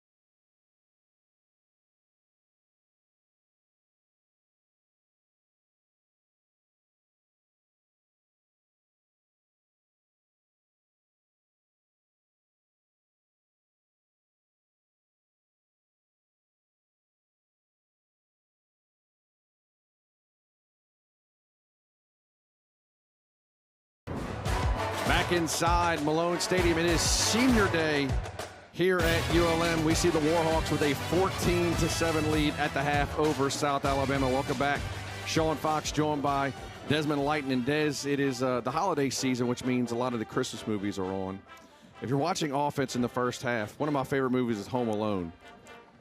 The stats and offense, Buzz's girlfriend, Wolf, was not pretty offensively in the first half for either team.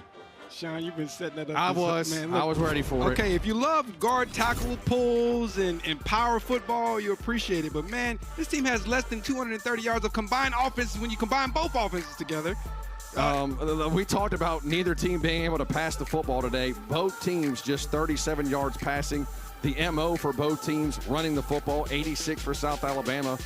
Doesn't seem like they've got that much. Same thing for ULM, 76 yards rushing. You see time of possession almost 3 minutes more. But, again, this is the key for ULM, particularly the last couple of weeks. Penalties and lack of being able to convert on third downs. Just 1 of 5 penalties for 56 yards.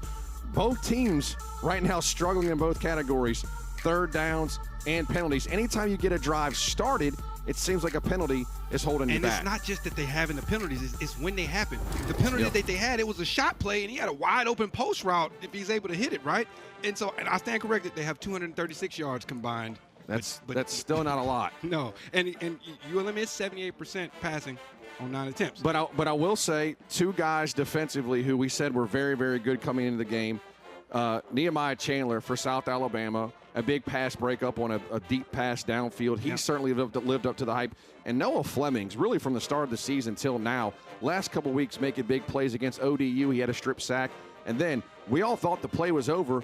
He didn't. Strips Kentrell Bullock, runs it back for a touchdown, and that's the difference in the ball game right now. ULM 14-7. And so Brad Gilbert, a famous tennis player, wrote a book called Winning Ugly. And so it don't matter how it look like. ULM is figuring out a way to stay in front right now.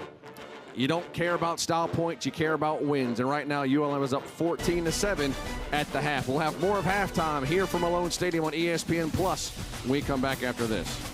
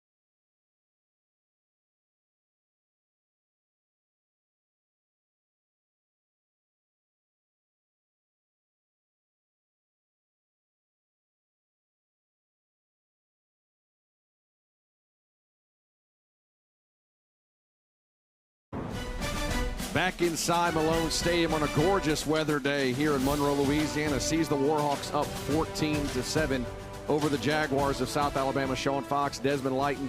And Des, one of the themes for ULM this year has been slow starters. They've been outscored this year 85-35 in the first. You want to highlight a positive? Well, they outscored South Alabama 14-0, so that is out of character for the Warhawks here today. I mean, the first, 5-10 plays could not have gone better for ULM. They came out 2 quick defensive stops. They came out with the great kickoff to pin them back, and then a defensive strip to take it to the house. A strip 6. Well, speaking of strip sixes, we'll see the highlights from the first half from both the Warhawks and the Jaguars, and it gets started with ULM's defense stepping up and stopping Bishop Davenport. The Warhawks all over that. Jaden Hamlin's had a nice first half. And then a great punt return by Jake Godfrey. Jake Godfrey bobbing and weaving, put it in reverse a little bit and decided, hey, let me get back upfield before I lose too many yards. Great to set up the offense in great field position for this play right here. And again, great run by Bam McReynolds. But, Des, I believe you could have ran through that hole created by the ULM offensive line. Yeah, but I wouldn't have had that cut right there. And when he put his foot in the ground and when he hit his head on the goalpost. And Boyson with a physical reception, taking the brunt from David Godsey. You see Zach Palmer-Smith hemmed up, or try to be hemmed up, actually physical run, going through 4 or 5 blue jerseys. Like a tractor, and they put it in low gear. Again, that one read all the way by Nehemiah Chandler. And this is one of the best runs of the day so far for Bullock, picking up a first down run for the Jaguars. And here, this play of the game so far, the score by Noah Fleming's not giving up on it. And a lot of ULM thought the play was over, too. Yeah. Andre Mack didn't think the play was over and needed a Noah Fleming. You see the run by Phillips, his best run of the game. He's the change of pace back for the Jaguars with Bullock. And you see Bishop Davenport getting it to his tight end, Breck Long, only his 2nd reception of the season. Then that drive punctuated by Bullock's 1-yard touchdown run. That is his 9th on the season. And that was an excellent drive there for the Jags to keep it within 1 score. And again, this has kind of been the theme for both teams, defense. Pick my man up, huh? Well, you can't run without your legs, huh? Hey, say, look, put me down. You got to buy me dinner before you pick me up like that. Julian Nixon on the first down reception for the Warhawks. And you see Rylan Green. Big Riles. He's had himself a couple weeks. He had his first touchdown reception a couple weeks ago, and then he had the first down reception there again. Who else but Noah Fleming's getting his hands on the football, Des, to tip that thing away? If you're looking for an MVP through a half, it's number 3 for ULM. I mean, he has more points than pretty much anybody on the field and more tackles. If you like defense, this is your game here in Monroe. It's 14-7 Warhawks at the half here on ESPN+.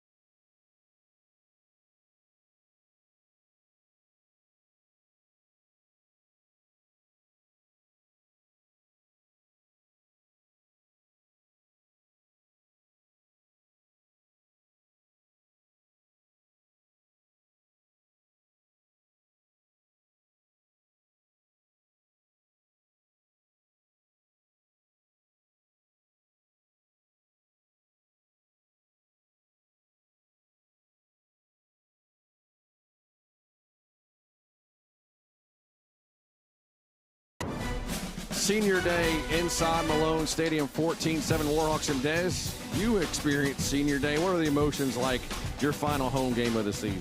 It's bittersweet. It's a little surreal realizing that regardless, it's going to be the last time you get to play on the field, but you can celebrate with your family and make some memories. So it's so nice to see those scenes out there with their moms and dads. These seniors will have their last half of football inside Malone Stadium. We come back here on ESPN+.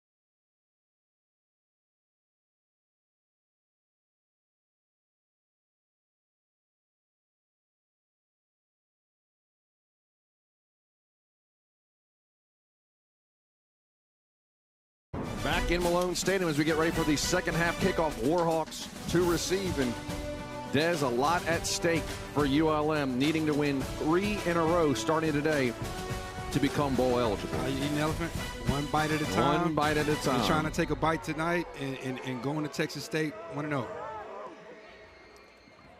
Fair catch for ULM, so they will start on their own 25-yard line. The offensive's, well, that was the right way to put it, offensive in the first half. Can we see a little offense for both teams here in the second? But it also is clear that both offensive coordinators know that they don't want to do anything to hurt themselves. Defenses are playing so well right now. Yeah, your defense. Just don't put your defense in a bad situation, and maybe you can make that play or two to get on top. ULM's first drive of the game was a good one. 29-yard touchdown run by Bam McReynolds to start things off, but ever since then it's been a struggle for the Warhawks as Zach Palmer-Smith, the first back to start the second half for the Warhawks. He'll get the carry to the right side, and he is met and dropped for a loss behind the line of scrimmage. And so that play was set up. They won that battle for edge supremacy. They set a good, strong edge right here. Keep that outside on free, make some cut back to your buddies in there. Dalton Hughes and Blaine Myrick, where they are waiting on Zach Palmer-Smith, hit at the line of scrimmage. 2nd and 10. Just good alignment and assignment football. Gap sound. Hunter Herring checks in with Bam McReynolds. Herring in at quarterback. The ability to run and throw it. Again, we mentioned he's ULM's Taysom Hill. He'll take the carry. There goes number 17. Goes across the 30 to the 31-yard line. Gain of 7 on the play. Herring's first rush of the ball game. And once again, we haven't seen that 11-on-11 football from ULM tonight. And Coach Vincent is definitely going to put a pin in that when he needs a play to come back to it. It is now 3rd and 4 from their own 31-yard line. Right now, ULM just 1 of 5 on 3rd down. Could use a 3rd down conversion here, up 7. Start the second half. Zach Palmer-Smith dotting the pistol. Now he'll go to the right of Armenta. 3 receivers to the far side. Armenta will roll to that far side. He'll take off, and he'll get a yard short, Des, of the sticks. They had all those receivers flooded to the right. Nothing happening. Good coverage by South Alabama. And Armenta's probably going to be a yard, maybe 2 yards short. It looked like he decided to run a little too soon, and there just wasn't enough real estate. Actually, they put him out. They just gain of 1, so great job by South Alabama. And you know what? That's his coach telling me, if it ain't there, don't do anything crazy. So South Alabama's defense gets the stop. First possession of the second half. Voisin standing on his own 28-yard line, awaiting the punt for Ryan. Voisin calls for a fair catch. It takes it at the 31. So if you're South Alabama, you got exactly what you wanted out of the locker room, getting a stop. Yep, quick 3 and out and put your offense on the field to get the tying score, potentially. Major Applewhite, again, former Texas quarterback.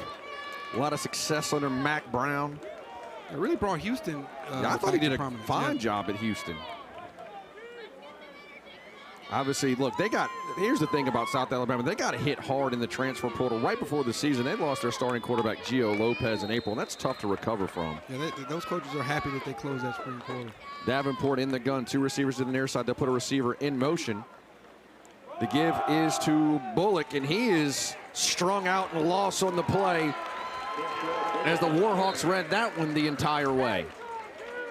And so that play, tackled by Diarco Perkins McAllister. But check out Jaden Hamlin. Look at Jaden Hamlin. He's going to come. And Mosley taking a double team. And going to flash and force that ball to stretch out wide so Perkins McAllister can step up. Loss of 4. Mosley, Wells, Perkins, McAllister, Hamlin all in there to make the stop for the Warhawks. 2nd and 14. Back to their own 27-yard line with Cantrell Bullock checking back into the ball game. Pop pass coming to the near side. Short gain up to the 28-yard line for South Alabama.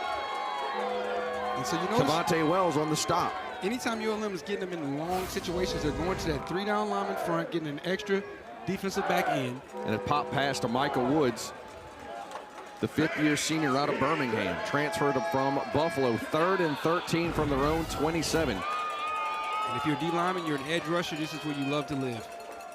Billy Pullen, look at number 5 here at the bottom of your screen. Davenport taking a shot down the seam, got a receiver open in stride, 30, down to the 25-yard line. Big play for Anthony Eager, the biggest shot for both teams so far. Puts South Alabama deep into ULM territory. Great throw, great catch. Perfect pass pro. Look at that pocket, sits in there, hangs in the pocket. They got split safety so that the seam opens up there. Jabari Tiller with a touchdown-saving tackle of Anthony Eager. His first reception in the ballgame is a big one on 3rd and 13. Gets loose right down the seam. And just a shot in the arm that the Jags needed. Bullock, the back. Davenport on the quarterback keep, going to the far side. 20, 15. Davenport to the 10. Davenport to the 5. Davenport lowers the shoulder down at the 1. Physical run by the Bishop gets South Alabama all the way down to the 1-yard line. And that was QB run all the way. How about the blocking downfield? If you see, kept him hemmed up. He's going to ride it. As soon as that end crashes in, he's going to pull it and make you pay. good blocking downfield. I thought he stretched that ball and got in. Davenport to Bullock. Bullock stonewalled at the 1. But again, that shot play giving South Alabama on 3rd and long all kinds of momentum, and Davenport's run gets them down to the 1-yard line. 10:30 remaining here in the 3rd quarter. South Alabama just 1 yard away from potentially tying things up here in the 3rd. And a lot of these games boil down to a handful of plays. That's one of those plays. Jerome Simmons, big 6'4", 340-pound transfer from South Carolina, coming into the middle of that ULM defense. Davenport in the gun with Bullock. Again, QB power once again, and Bishop Davenport punctuates that drive. Had a big throw, 2 big runs, and South Alabama is within 1 point, 14-13, after Davenport's 1-yard run. What kind of punctuation was it? Explanation mark. Explanation, there yeah, we there you go. And a lot of that drive was on Davenport's arm and then finish it off with his legs. And now we got us a tie ball game here potentially after this extra point. Heck of a start to the second half for South Alabama. Get a 3-and-out on defense, and then Davenport, big pass to Eager, and then a touchdown run. And with the extra point, we are all tied at 14 with 10:03 remaining in the 3rd quarter. You see Davenport to a streaking Eager. Big pass on 3rd down for South Alabama.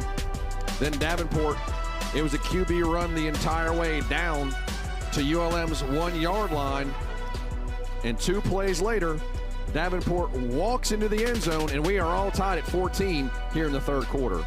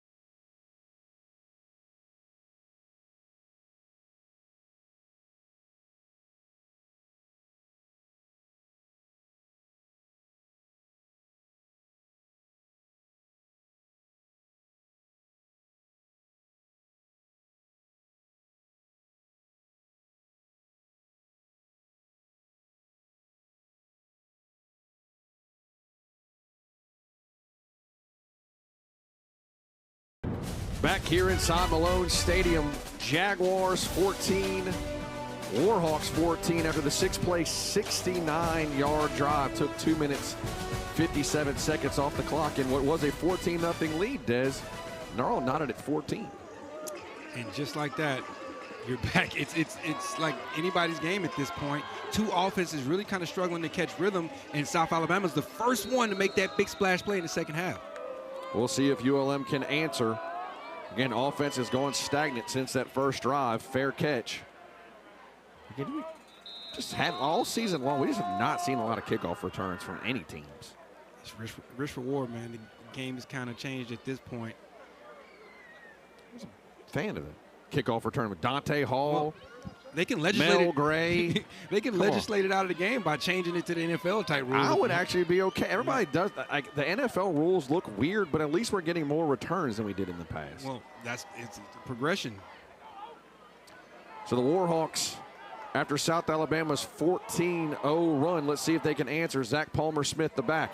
Armenta looking to throw. Steps up into the pocket. Looking for a shot play downfield. It is picked. A flag on the play. Looking for their big play wide receiver, Nick Trujillo. Flag on the play. Is that going to be a pass interference or hold on Chandler? Interesting. Would it be on the offense? Pass interference. No, Defense decent. number 7. 15-yard penalty. I don't think they're Automatic picking first up down. that one. I said that because it looked like the defender was in better position than the offensive player was. And so, look, Get a they've better got angle here. They've got. I don't know where it is. That's what I'm saying. I thought the defender was turning. He's got a right to the ball as well. ULM will take it. Yeah. Maybe it happened early in the route. But ULM tried a similar concept earlier. They were in an over and a post. But yeah, look, obviously. Offensive pass. See, it was offensive pass interference.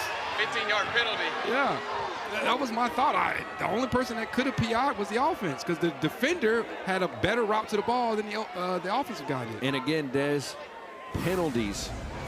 And so look, and they tell the receiver, don't just sit there and watch the corner go pick it off. Did he grab him? I don't even know. Pass interference. I don't think it's number 6. What is going 15-yard on? penalty, first down.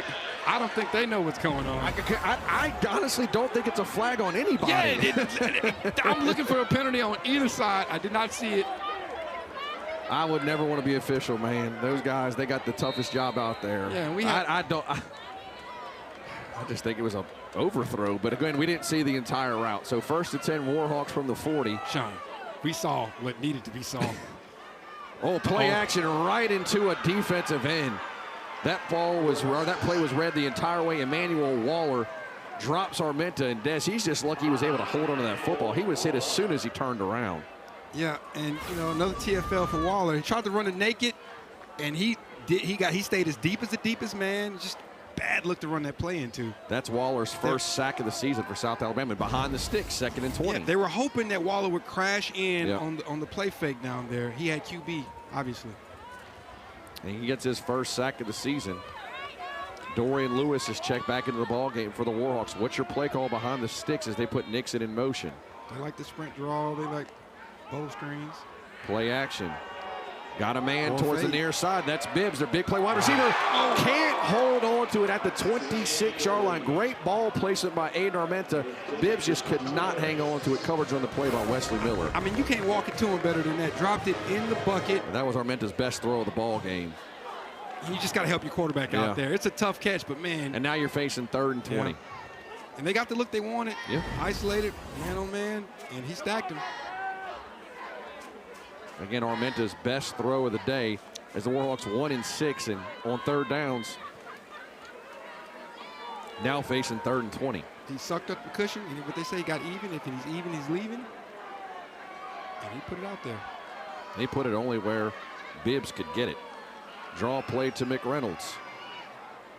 Past the 35 up to the 36. Positive run, but not near enough for a first down. And so the difference in ULM's drive and South Alabama's drive, South Alabama hit their big deep shot, and ULM did. Great point. And it's got some laundry on the field as well that came in a little later.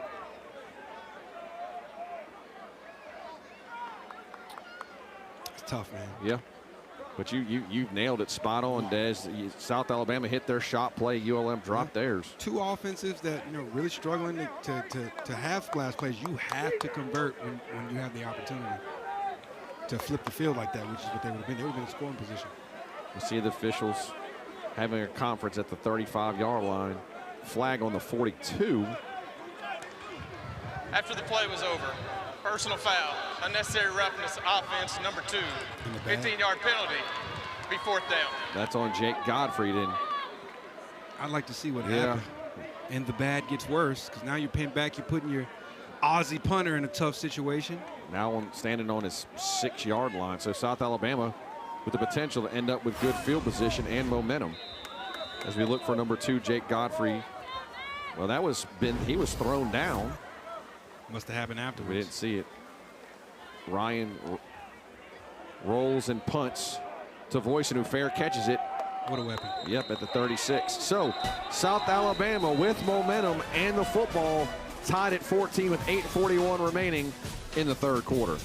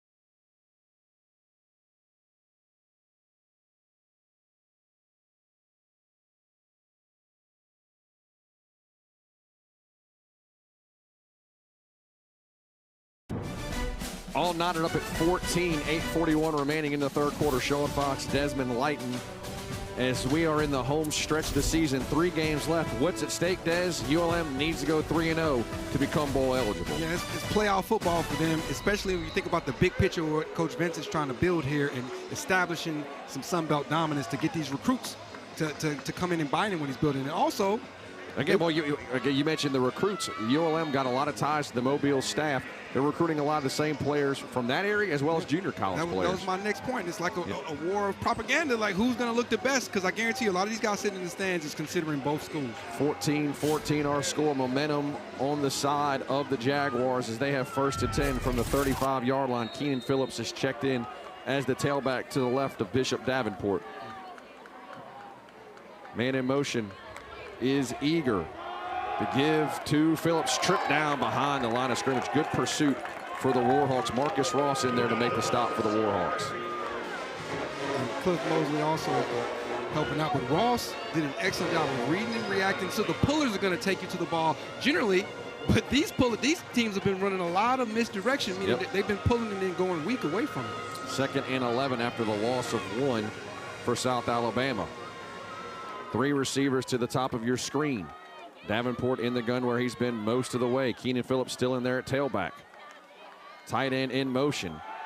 Play action. In stride is wide receiver Jeremy Scott, who picks up the first down up to the 48-yard line. Good throw, good catch. And Davenport's gotten into a little rhythm here in the third quarter. Yeah, perfectly executed RPO. They're going to fake the split zone. He's going to pull it and throw the slant behind it. If they get the expansion they want, he lets it fly. Perkins McAllister on the stop for the Warhawks, and now South Alabama on the move close to midfield. Play action pass. Is it a shot play? Davenport downfield. Receiver's got a step. Knocked away. Good defense coming from behind is Jabari Tiller, knocking that football away from Anthony Eager as well as Zy Jackson. Zy Jackson got in there and knocked it away. Man, what a play. He's going to attack. Hands on him. Hands to the face. Defense number 30. 15-yard penalty. First down. That's unfortunate because it's going to wipe out a great play that Zy Jackson actually made, which is he attacked those hands at the last minute. That's going to be Marcus Ross on the hands to the face. And the penalties are starting to add up for ULM right now. So think about it, from a great PBU to set up a good down ahead of the chains, behind the chains, I should say. And now South Alabama in ULM territory. 1st and 10 from the Warhawk 37. Man in motion is Jeremiah Jones. Davenport locks, clocks, throws, and it is knocked away. Good defense. Good defense again by the ULM secondary. It's going to be Jalen Foster from the start. So those 2 passes back to back, right? It was a penalty, but timeout for a defensive injury. They ran the over route the play before and the over route there. Both of them, you could argue he could have hit those. Yeah, he was locked in on Jeremy Scott, knocked away. You know, he was like, you could see that the entire way. That was a one-man route looking at Jeremy Scott. And the play before, the over route was wide open. He decided to throw the fade instead. So back-to-back good breakups for the Warhawks. That is Cavante Wells, slow to get up for ULM, but able to walk off under his own power. And he had the look he wanted on that last play. He was behind the defense. He just was late. Notice that South Alabama is opening it up a little bit now. Now all of a sudden, Davenport 11 of 17, 100 yards passing. Letting it fly. Again, very slow offensively for the first half for Davenport, but he's definitely got a feel for this ball game in the third. South Alabama tied it up and now looking to take the lead. Like one of the looked like Tyrese got tackled on that play. Tyrese Hopkins. 2nd and 10 South. Now, that was Cavante Wells that got tackled. From the 37 of ULM, Davenport gives it to Phillips. Hemmed up and broke out of it, picked up 1 on the carry. So big third down here for ULM's defense. Jaden Hamlin, once again, he's had a big game for the Warhawks. That was a similar type of look up front to the play before, but it was a run. South Alabama not wasting any time on 3rd and 9. They're already up on the football. 3rd and 9 from the Warhawk 36. Big play in this ball game. Tied at 14. Momentum on the Jaguar side right now. We'll see if they try to get something to make it a tough decision on 4th down, Des. Look at Billy Pullen. He might drop into coverage. And he does. Good call by you. Quick throw. Oh, man. Nice diving catch right at the sticks by Devin Voisin, and it is a first down for the Jaguars. And Billy if he expands a little bit more to his zone, that's an interception for him. He covered grass, as they say. He had to expand a little bit wider to the flats. Actually, again, great diving catch for Voisin for a first down. And the quarterback put it away from where he had to. He saw Billy there dropping it in. Help your quarterback, and Voisin did that. 1st and 10 from the Warhawk 26. Phillips back into the ball game. That is Eager in motion. Davenport dropped for a loss. Marcus Ross, Billy pulling in there to make the stop at the backfield for the Warhawks. They brought some heat. As well as Zy Jackson. Didn't bite on the play fake. That'll be a sack for Ross. Ross been making himself known in the second half. The linebacking core, Ross and Flemings, have had big games for ULM. Now it's 2nd and 14. ULM's defense has got the Jaguars behind the sticks. 2nd and 14 from the 30. 3 receivers to the top of the screen, 1 at the bottom. Davenport looking to throw once again, throws it to the flat for Phillips. Phillips with all kinds of momentum up to the 20. First down out to the 16-yard line, and just a simple throw and catch, and it's a first down, South Alabama. Well, just with their alignment, they had outflanked ULM's defense. They have the numbers to get the blocking. It was perfectly executed, and look at this. Breck Long has been blocking all night. Quick screen out to Eager, coming to the near side. Eager cuts inside. Poe almost stripped. Strong hands by Eager, knocked out of bounds at the 2. Yeah, Godsey almost stripped it, but he also almost got scored on. They say secure the tackle first before you go for the ball. Like a little bit of a hold in there. 1st and goal from the 1 for South. Davenport keeps it again, and Davenport will walk into the end zone for the second time, and the Jaguars have scored 20 unanswered to take a 20-14 lead. That's an impressive drive, man. They got a rhythm, they got tempo, and smashes it home to go up two possessions.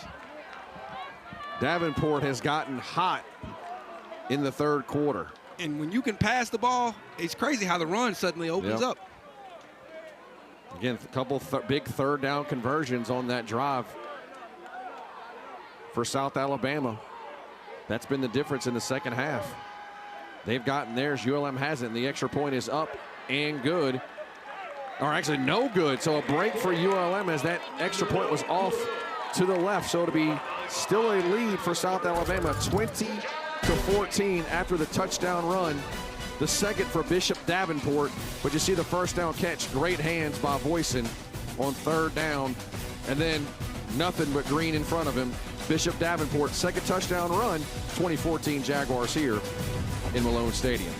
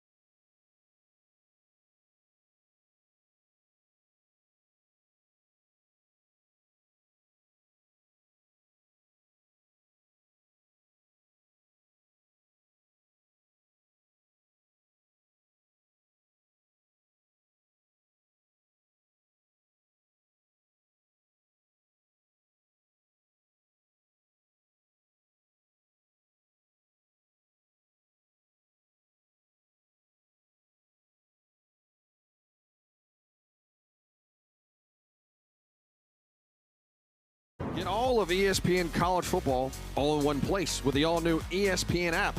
Unlock with the ESPN Unlimited plan or log in with your television provider. You're like a professional, bud. Pretend. Fake it till you make it, Des. Play one on TV. 20-14 Jaguars, 20 unanswered. And ULM's got to find something offensively, Des. Ever since that first drive, they have just been stalled. Really stagnant. If you look at the offense, has 7 points. And then you have Fleming with the strip six. Well, Des, there's a theme. Again, against ODU, they were 0 of 13 on third downs, 11 penalties for 77 yards. So far today, 1 of 7 on third downs, 7 penalties, 81 yards. You're shooting yourself in the foot. And when they have had opportunities, just hadn't been able to Got to make the catch, yeah. 1st and 10, ULM from their own 25-yard line, needing a score to tie things up. McReynolds in the backfield with Armenta. He'll get the carry, cuts it back to the 30, 35, bam, to the 40, bam, all the way down to the 43-yard line, and that is the momentum that the Warhawks have desperately been looking for. When that outside zone works, it is a thing of beauty. Looking, he's going to chop backside, and he sticks his foot in the ground and gets vertical. He was one cut away. And if you're a defensive coordinator, that was scary for a second there because the middle of the field was open. Biggest run of the ball game so far for Bam McReynolds. He's got 9 carries for 56 yards. For the most part, though, South Alabama's done a good job of both teams really taking away the strength, which is the run game. McReynolds cuts back again, and he is hit at the 45-yard line, and then a late flag coming from the side judge on the ULM sideline. Somebody on ULM sideline didn't like it. you hear him. Personal foul. Illegal blindside block. Goodness. Offense number 8. 15-yard penalty. Still first down. That's on Bibbs. And Des, again, this has been the Achilles heel of this team. You make a big play, and it's followed up with a penalty, and now you're stuck behind the sticks again. I don't know, man. That seemed like from the side. That was close. That was close. You can't turn back facing the side, the other end zone and block, but it looked like he hit him in the side. So now you're facing 1st and 25. Ear holding, you know. Let's see, like that looked like a good block to me. Come on, man. I don't know, man. Come on, and I'm a defender. I'm a defensive player, but look, you got to get your head on the swivel. And that's when you heard the coach on the sideline say, oh, my God. That one's probably going to be sent to the league office. Yeah. 1st and 22 for the Warhawks. Play action under all kinds of pressure. Armenta is swamped under.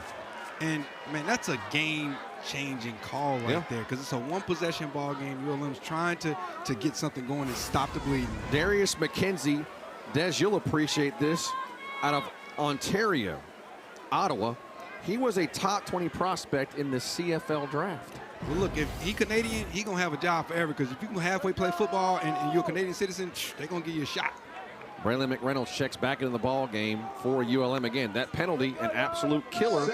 You're around midfield, then you get sacked. 2nd and 28. What's in the playbook? Give to Bam, trying to get to the far side. That needs some blocks. 30 out to the 32-yard line, so a decent run, but still 3rd and a long way to go. And their bread and butter play outside zone. But that's what's in the playbook. You call in plays, the players, not plays. They're going to put the ball in Bam's hand and hope he can break one. And hadn't seen a lot of Zach Palmer-Smith this ball game. Definitely riding the hot hand and Bam. And that's how it's been. He looks to be healthy again. He picked up 7. It's 3rd and 21. But yeah, Sean, they got to have so many Canadians on the roster. So you know what thinking too about the CFL. If they find a decent one, give them a shot. Rylan Green coming in as an extra blocker. Armenta, he'll roll to the near side. Takes a shot downfield and just nothing happened. And he had Jonathan Bibbs coming open on the override. He just missed him. And he's got to put that right on the 8. And if you look, check out Jonathan Bibbs. He's right there. You got to hit that. He missed it by a country mile. It's got to be on his backside hip to slow him down so he doesn't run him into the safety. And right now, ULM just needs to get a stop defensively because all the momentum we keep mentioning from the Jaguars of Mobile. But again, every time ULM's had a big play, it's been followed up with a penalty. Ryan to punt for the Warhawks. Voisin standing on his own 30. Mackenzie Ryan getting that work tonight. Yes, he is. Ball almost goes into the student section of ULM. his worst punt of the night. And look at South Alabama's going to start in ULM territory, Des. They're going to start on the 45-yard line. Yikes. Crucial drive here. It is snowballing on the Warhawks here in the third quarter. And you got to think, if the offense is going to look like this, going down 2 possessions is. Yeah, you can't afford to go down 2 possessions. Going into the 4th. So that's when you tell your defense you're going to have to get a stop and lickety split. ULM just 37 yards passing so far. And they've been airing it out, so let's see if they continue that little bit of a trend. Can the defense hold? Which has also opened up the QB running game. 2:35 left. 1st and 10 from the ULM 45. Davenport puts a receiver in motion. That's Voisin. The give is to Bullock. Tries the left side, stays on his feet, dives for an extra yard. Picked up 2.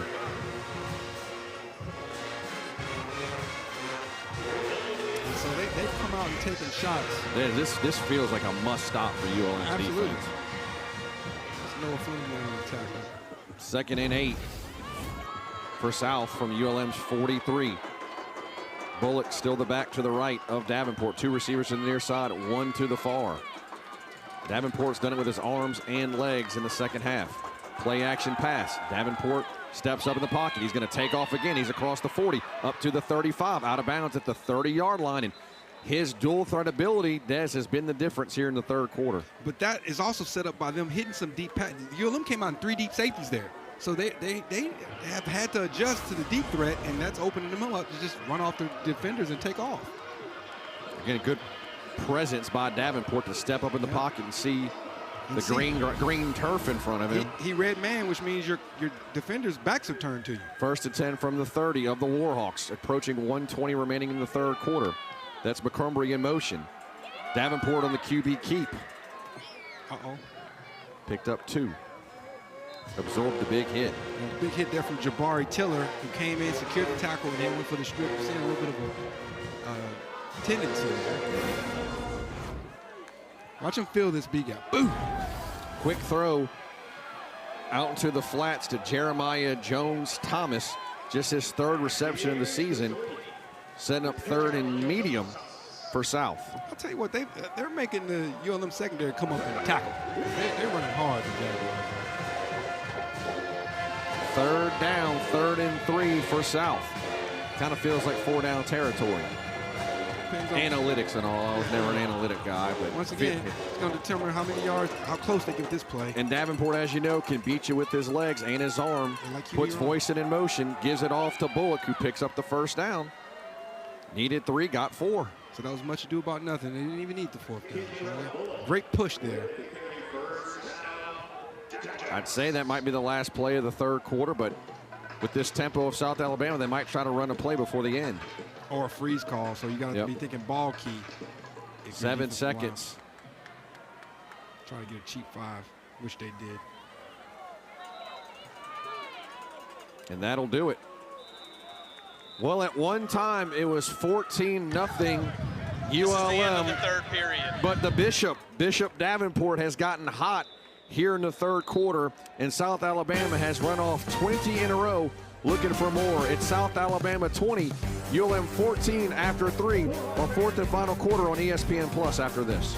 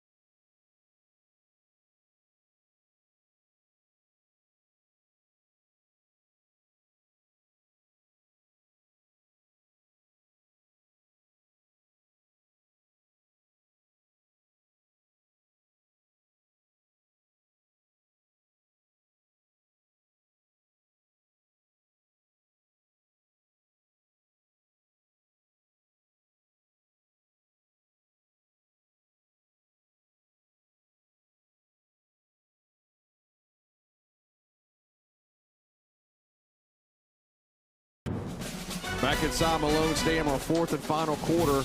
South Alabama with the 6-point lead and moving, but Dez, in between quarters, Bryant Vincent had the entire team surrounding him, trying to motivate them. They know what this game means.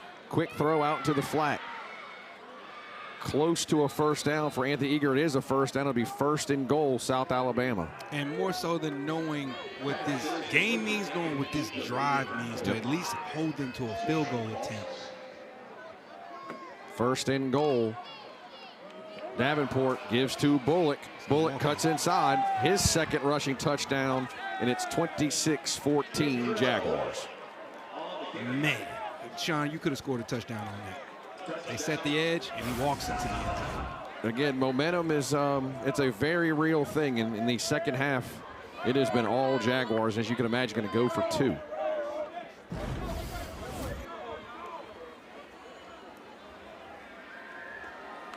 Davenport from the gun. Bullock to his left. Two-point conversion coming. Davenport rolls right. Throws it back in the end zone. Incomplete. No flag, so it will remain 26-14. His intended receiver was number 9, Jeremy Scott. But Bullock's second touchdown run from 8 yards out has given the Jaguars 26 unanswered and a 26-14 lead, with 14:36 remaining in this one here on ESPN+.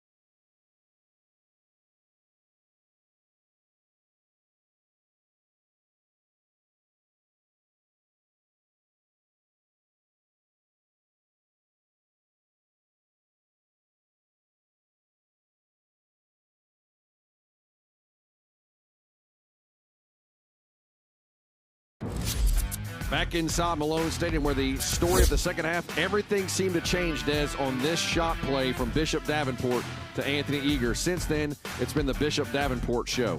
Bishop got that one big play, and it's like his confidence just shifted because he started putting them on the money. He got the legs involved, kind of relaxed in the pocket, and it completely changed the way this offense can produce. He has played like he has been blessed here in the second half. I don't know. Look, maybe he might have got at halftime. 26-14 Jaguars, and ULM's offense, if they're ever going to get it going, now is the time. I mean, you got, Des, I think you got to get a score here. And so at this point, what's working for ULM, it hasn't been consistent enough. The outside zone game, they try the sprint out game, they just haven't been able to connect downfield. So you have to respect any of that. So what you do, you just commit a lot of guys to the run at that point. Well, yet to see, they've tried Bibbs, but they've taken shots to Trujillo and Bibbs, but haven't been able to get that going. Need to find it now as Bam McReynolds has checked back into the ball game. He's the leading rusher for ULM, 11 carries, 51 yards in the first score of the ball game. Armenta from the pistol. He'll put Bibbs in motion. Gives it to Bibbs on the jet sweep, looking to get him in space. And South Alabama strings it out, and he lost a couple yards on the play. Yeah, and made him pay for it, too, on the edge. But just notice how those alley defenders are just streaking downhill. They don't even have the threat of something coming behind him. Maybe a double pass. Again, you got a guy in. That's the guy you want in space, but there was no space, no space for Bibbs. But you lost two. Credit to the Jaguars for just really seizing momentum and taking control of this game. Because they had about as worst start as you can have. Yeah, it's 14-0 very quickly. Van McReynolds back from the slot to the pistol. Armenta. He'll roll to the right. Got a streaker. Got Bibbs finally in stride 40, out of bounds at the 49-yard line, and finally ULM gets Bibbs in space, and it's a first down. That over route has been there a couple of times tonight. He just finally was able to put it on him, perfectly executed in space. They're going to run an influence route to get the safety out of the way, and he puts it on him. That is their big play threat, Jonathan Bibbs, and it's a first down at midfield as we approach 13:30 remaining. Van McReynolds still in there at tailback. Lone receiver to the near side is Trujillo. Play action. Step up. In double coverage. Picked. Oh, he dropped it. Oh, it was picked. There's no wow. My goodness. What an unbelievable interception by South Alabama. Ty Goodwill. Number 7, Ty Goodwill, with about as good as an interception as you could get. Is an interception for a touchback. First down, South Alabama. What a play. Thrown into double coverage, but the point is, what an interception by Goodwill, the sophomore out of Pritchard, Alabama. Look at this. They're trying to throw the slide fade, and he comes over, tracks the ball, tips it, and bobbles it a couple of times to himself. Tips it to himself 4 times. With his head. David Julian Tyree. Edelman did it hit the ground. That is the David Tyree interception. Did it hit the ground? Let's see. Now, it can hit the ground, but it can't move. Did he compress it against his head? Now, all alternative plays are reviewed. What an unbelievable effort by Goodwill. That is a Sports Center top 10 if it holds. Now, remember, it's got to be clear and obvious. That's not the angle. It looked like he had it trapped on his head. Now, it can touch the ground, but as long as it doesn't move once it hits the ground. Surely it's going to be reviewed. That's not the angle. There was an angle earlier that was the better view that we had from it. That is as good as an interception as you will ever see. Ty Goodwill with the David Tyree interception after bobbling it 4 times. And look, they review everything, so play's going to be upheld. And as soon as ULM hits a shot play, it's turned over. That, again, has been the theme. That's ESPN top 10 right there. Davenport hands it off to Phillips. Gain of 3 on the carry. That's a gut punch by the Jaguars. And now you're going to see this offense kind of shift into slow it down. They're going to run what they call 4-minute offense. Yeah. Kind of grind you. I wouldn't be surprised for them to run a play action, though. That is quite possibly the best interception I've ever seen in person. Yeah, that was great. You don't get much better than that. I didn't think there was any way possible he caught that football. Talk about the focus, though. To track that as you're falling down, the ball's moving away from you. 2nd and 6 at the gain of 4. Quick throw to South Alabama outside the numbers. It's a first down to Micah Woods. And again, South Alabama's offense in this second half, tough to stop. Yeah, it's working. They're sitting right. They're in the element now. And that screen is ran. They ran it a couple of times. He missed it. He was off on that screen in the first half. He just was a little off rhythm. Whatever he did, he changed it. Now those balls that he was missing, he's hitting. Well, there's nothing off rhythm on this offense right now. ULM's got to get them off rhythm as it's getting close to the danger zone. 12 minutes to go here in the 4th quarter. Give to Phillips, trying to bounce outside. He'll make one man miss before he's knocked out of bounds. Physical run. My goodness, he's only 188, but he is a physical runner. And that's the change of pace back? Don't look like it. He actually leads the team in rushing tonight. 14 carries, 48 yards. Keenan Phillips there, hitting with the stiff arm. Gain of 3, but a tough 3 for Phillips. ULM's defense needs a stop. Clock continuing to run, approaching 11.5 minutes in this ball game. 2 receivers to the near side. Davenport has been in a rhythm. They're unbalanced.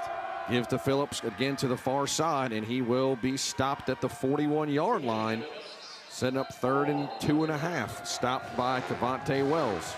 Yeah, they created an extra gap on the right side of that line to see if ULM was going to adjust to it. Again, Davenport with the ability to beat you with his arms and his leg. 3rd and 3 coming up. Warhawks desperately in need of a stop.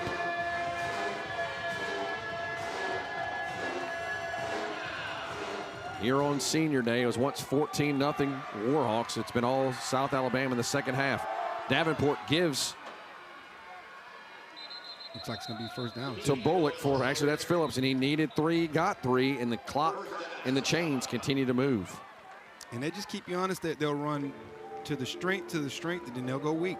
Well, Des, here, second half, it's been like South Alabama's been 3rd and 4 shorter, while ULM's been 3rd and 10 plus because of penalties. Again, penalties have killed ULM this season. And what's crazy is ULM was the least penalized team in the Sun Belt Conference last season. It's just a little lack of focus at times when you reach out and grab for no reason. And then if it ain't that, it's a ticky-tack penalty that wasn't a penalty. 1st and 10 from the 45. Give up the middle once again. Crossing midfield up to the 49-yard line for South Alabama was Keenan Phillips. Again, he's getting the majority of the load here in the second half. And you're just not going to stop this offense if they're getting 4 or 5 yards on first down. Yep. Bullock checks back into the ball game, and now South Alabama starting the running game, starting to get going. Yep, relaxed, slowing it down. They've got 151 rushing yards.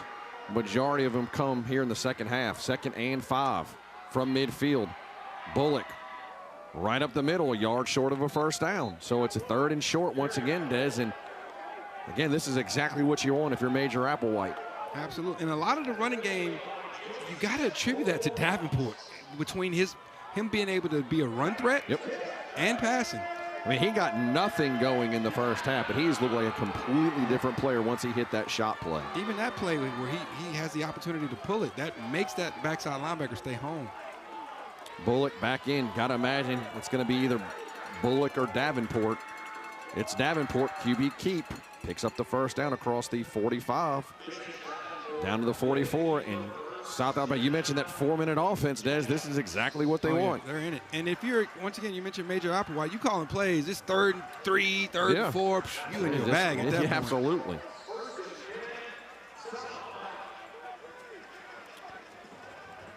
Do the Warhawks have anything defensively? Try to get a stop, turnover. Yeah, at this point, they're going to need a takeaway, it looks like. All the momentum. We've talked about second half from South Alabama. Bullock. They've got Jeremy Scott in motion. Give to Bullock. He's got a huge hole across the 35 past the 30. Another first down run. And right now, South Alabama just gashing this ULM defense. Yeah, they're doing some things with alignment to create short edges. As we approach 8 minutes to go. Right now it's a 2-possession ball game. ULM trying to keep it that way. Again, South Alabama scores here, Des. That could be it. Yeah, that would be a dagger. 1st and 10 from the 29, under 8 minutes to go. Phillips back into the ball game. Phillips will get the carry. Phillips dragging Warhawk defenders before Kelby Holmes finally finishes it off, but a gain of 3 on the carry. But just what a tale of two offenses between the first and second half. It's crazy. They have more rushing yards than they had complete offense in the first half. Well, they come in averaging 192 rushing yards. Didn't look like they're going to come anywhere close to that in the first half, but they got 177. There's your draw to Phillips. Tries to bounce outside, and he is going to stay on his feet. What great balance by Phillips. Still a loss on the play, but looked like there's going to be worse. And ULM's defense that tackled very well in the first half, they just haven't tackled as well. Kelby Holmes once again, now 3rd and 7. This is a must stop for ULM. Yep, and right now you're keeping them to a long field goal attempt. South Alabama gets this one, Des. They could take off another 2 or 3 minutes. Bullock is the back. Bad snap right into the hands of Bullock, who picks up the fumble. So that's what ULM needed. Will they send off the kicking unit? Yeah, that's the break ULM needed, just a bad snap. An inverted snap. I don't think he was ready for the ball. Right now, Major Applewhite's kept his offense out there on 4th and 9. So this is the chance ULM needs. They've got to get a stop here. 4th and 9. South Alabama from the ULM 28-yard line. Bullock is the back. This is pretty much your ball game if South Alabama gets this. Warhawk defense needs to rise up one more time. Timeout. Play clock going. Ran it all the way down and took a timeout.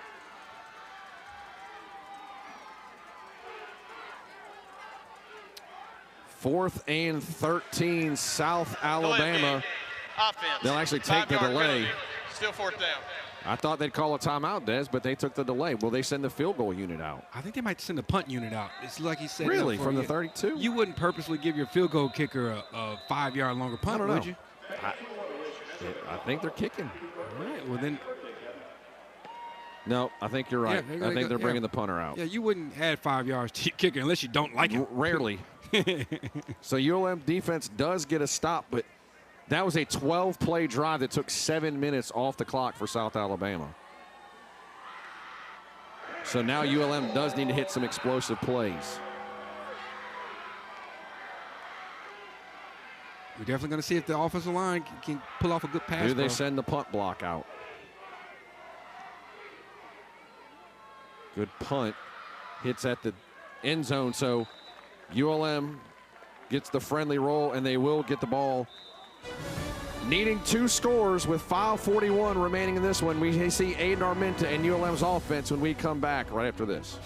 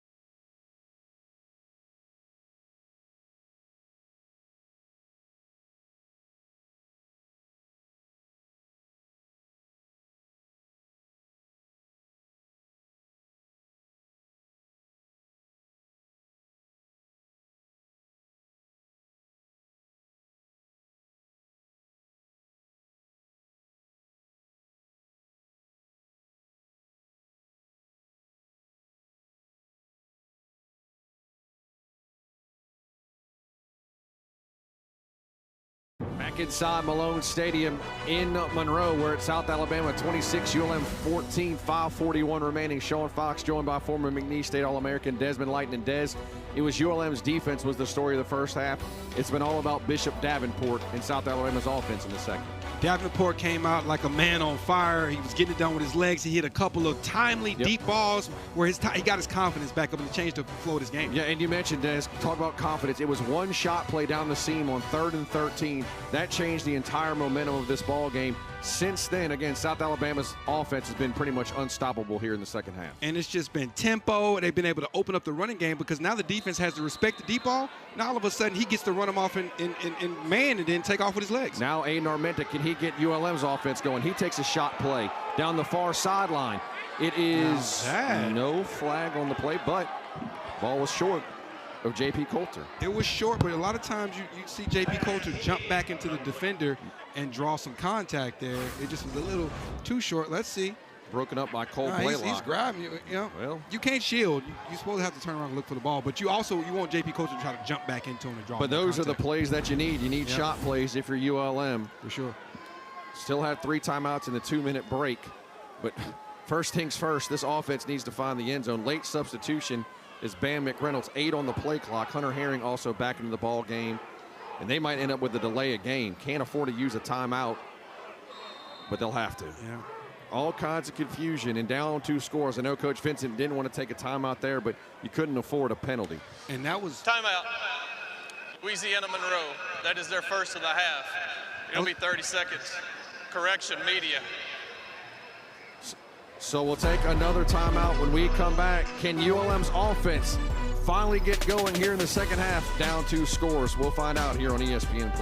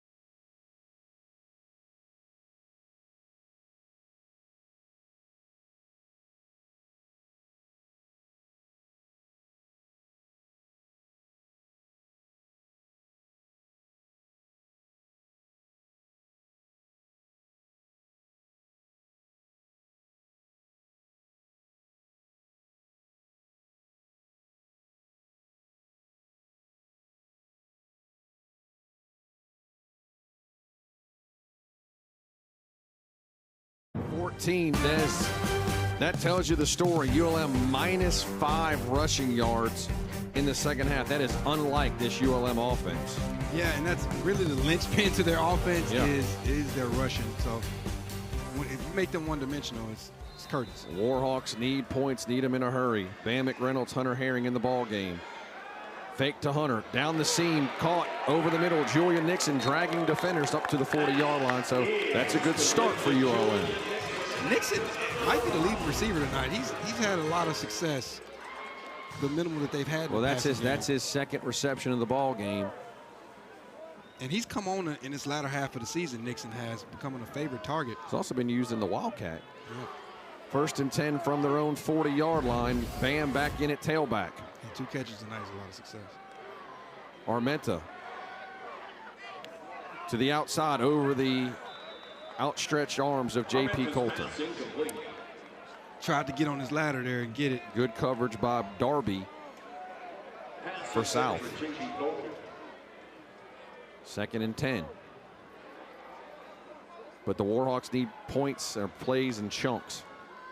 You see just 62 total passing yards for ULM if you equate sacks. So from the 40-yard line, 2nd down, Ryland Green in motion. The give is to McReynolds, who's flung down right at the line of scrimmage. Great open field tackle by Johnson, who we called his name quite a few times tonight. Yeah, and they're in a passing defense, so you're hoping you can catch him. That's what ULM is hoping, that they can catch him, in a bad look and get some chunk yards on the ground. So it is 3rd and 9 for ULM. It is 4-down territory. Julian Nixon has been the security blanket so far.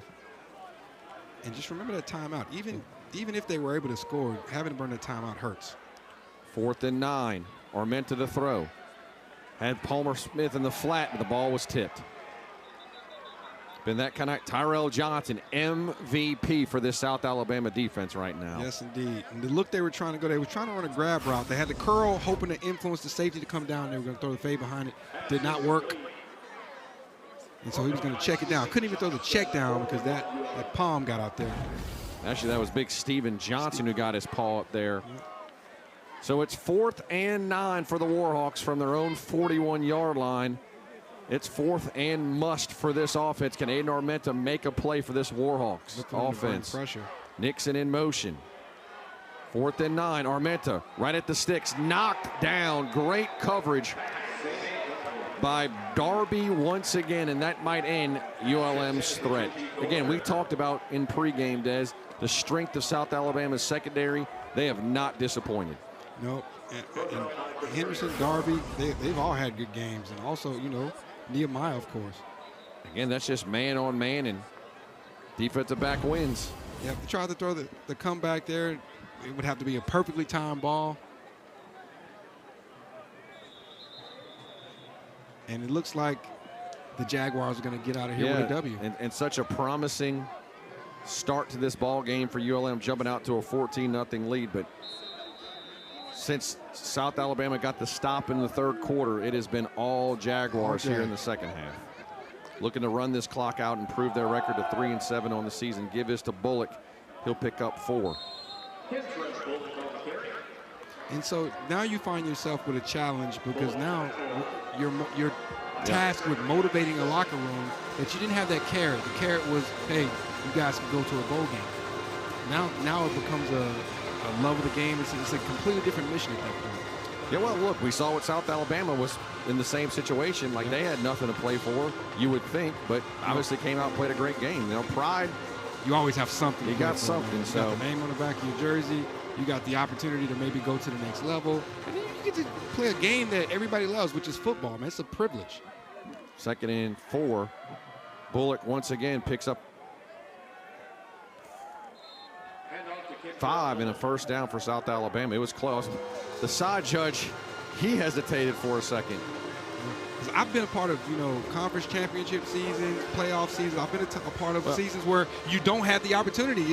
At the end of the day, it's like, man, we're playing football. Well, let's go have fun. We talk to Coach Vincent on a weekly basis. This is phase 2. This is his second season. And look, the goal was to make a bowl game. That's not going to happen. But positives, there's a few. They've beaten Arkansas State for the first time in 16 years, and they won their first non-conference road game in 7 years. They're not where they want to be, but it is year 2 of what is, Coach Vincent said, maybe a long rebuild. Yeah.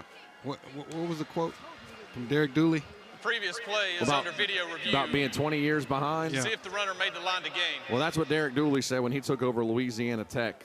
Golly, that's been a long time ago. He said when he got there sight unseen that the facility-wise and a lot of things around campus was about 20 years behind schedule. And ULM, Coach Vincent said, not that bad, but there's only 10 years. There's things that they needed to get done off the field to improve this program. And they're getting it done. Over $1 million worth of funds they put into the facilities, new team room, new atrium. A nutrition program, which they didn't have before, which was one of their pet projects. But you know what? At some point, they're going to have to get a couple of these W's. And that's a strong run by Bullock. Yeah, he's been having those all night. Again, over 2,000 yards rushing in his career, and he surpassed the great LaDamian Webb tonight for 4th all-time on the Jaguar rushing list. I keep wanting to put Tomlinson when we say LaDamian. He was pretty good, too. Yeah, pretty good. That dark visor, looking like a Terminator out there. Were you a visor guy? Nah, man, I need to feel the wind on my face. I don't know how the guys do it, honestly. And then it's like a little echo, too. You can, like... What was the swag for you? Me? Did you have swag? Gloves? Arm? Naturally, of course. Yeah, I like a long belt, and I put tape on my belt as the season went on. What I didn't have is them boy shorts they starting to wear out there. Oh. Sometimes it looks like they're not wearing pads at all. Now, I had a deep thigh bruise before. I'm keeping the thigh pad, very least. Knee pads are technically there. Yeah, they there. Technically, They there. I had a knee pad because I'm a D lineman. I'm not trying to get chopped. no, those skill guys though. Yeah. To say they're wearing knee pads is putting it loosely. I had the minimal knee pads, but there was a knee pad there. But nah, man, we used to tailor our jerseys at one point at McNeese. Again, physical run by Bullock. Just fighting. Heck of a career in high school, Columbia High School, and from Ole Miss to South Alabama. And just the way he finishes that run. You would think that was the game depended on that. He's run got right 77 yards rushing right now, technically. We'll see after this review.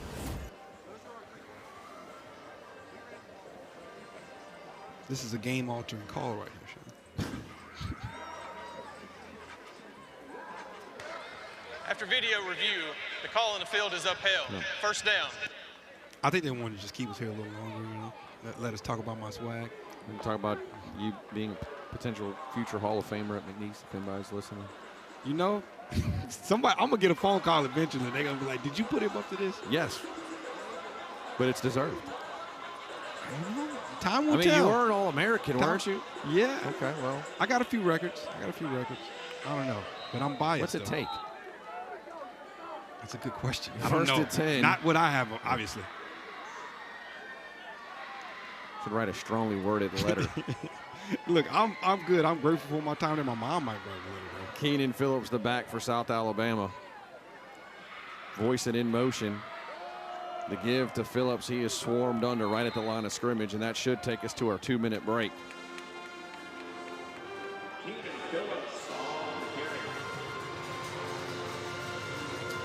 And you know what, though? Yep. I did make the bicentennial team. The 100 years. Well, that means something. So South Alabama just 2 minutes away from a victory here in Malone Stadium on Senior Day. Our score, South Alabama 26, ULM This is the 2-minute timeout. 14. We'll come back for our conclusion here on ESPN Plus right after this.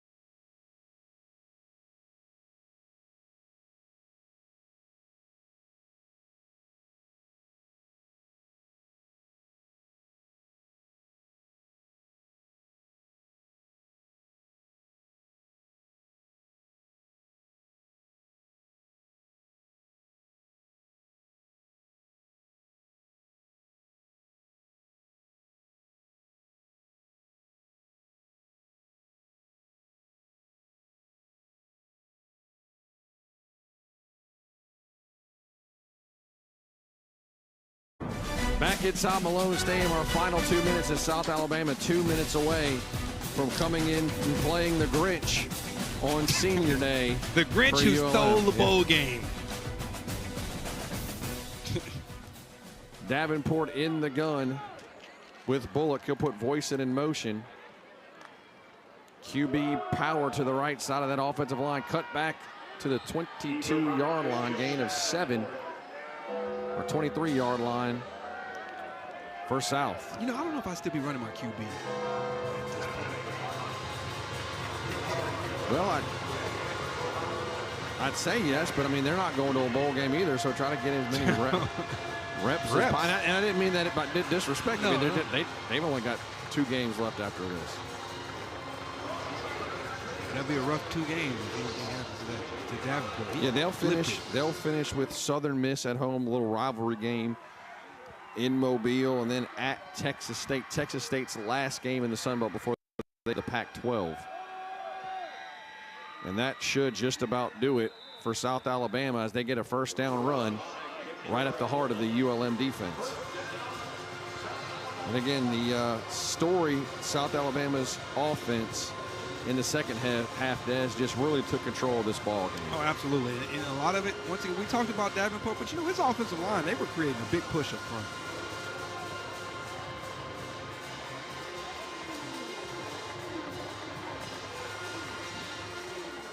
And South Alabama, Davenport, I'm not going to take a knee. They could. Yeah, he could. Probably just do it from the shotgun. Nope.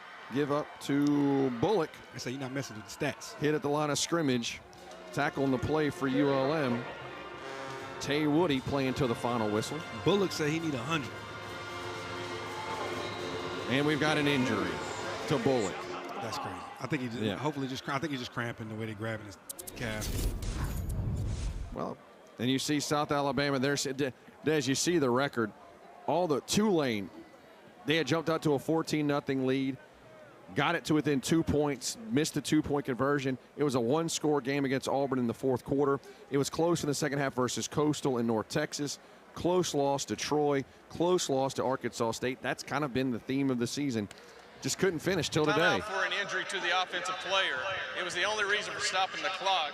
The play qualifies for a 10-second runoff. Game clock operator, please set the clock to 15 seconds. So that's a very interesting rule there, Yeah. like 10 seconds, because you could use that in your advantage if you're on offense and you want the clock to keep running. Well, I think usually the defense would call a timeout on that too, but that's not going to be the case here as South Alabama is content to let the clock run as both teams now with the win. South Alabama will go to 3-7. ULM will fall to 3-7 here on Senior Day. Again, 14-0 Warhawks early. Couldn't have asked for a better start, but 26 unanswered for Major Applewhite's South Alabama Jaguars, and they'll get out of Monroe with a 26-14 victory. Yep, and it's going to be a good bus ride home there for the Jaguars. And ULM's going to have to kind of regroup and go to Texas State next week and see if they can play for something. Let me just say again, Des, nice, fun season. Wish we would have got a different result last couple of games, but congratulations, South Alabama. Another fun season doing the ESPN Plus action with you. It's been a pleasure calling these games, man. Shout out to you and Wayne Gentry and his whole crew. Listen, we've got a fantastic crew who, look, they're the real MVPs. They do so much hard work behind the scenes to make us sound and look good, which is nearly impossible, but they do a really good job. Again, the final score, 26-14 for producer Wayne Gentry and our entire fantastic ESPN Plus crew. They've been great all year. Color analyst Desmond Lighton. This is Sean Fox saying so long from Monroe, Louisiana, where the final score is South Alabama 26, ULM 14. All games airing on the ESPN networks are streaming live and archived on the ESPN app. This has been a presentation of ESPN.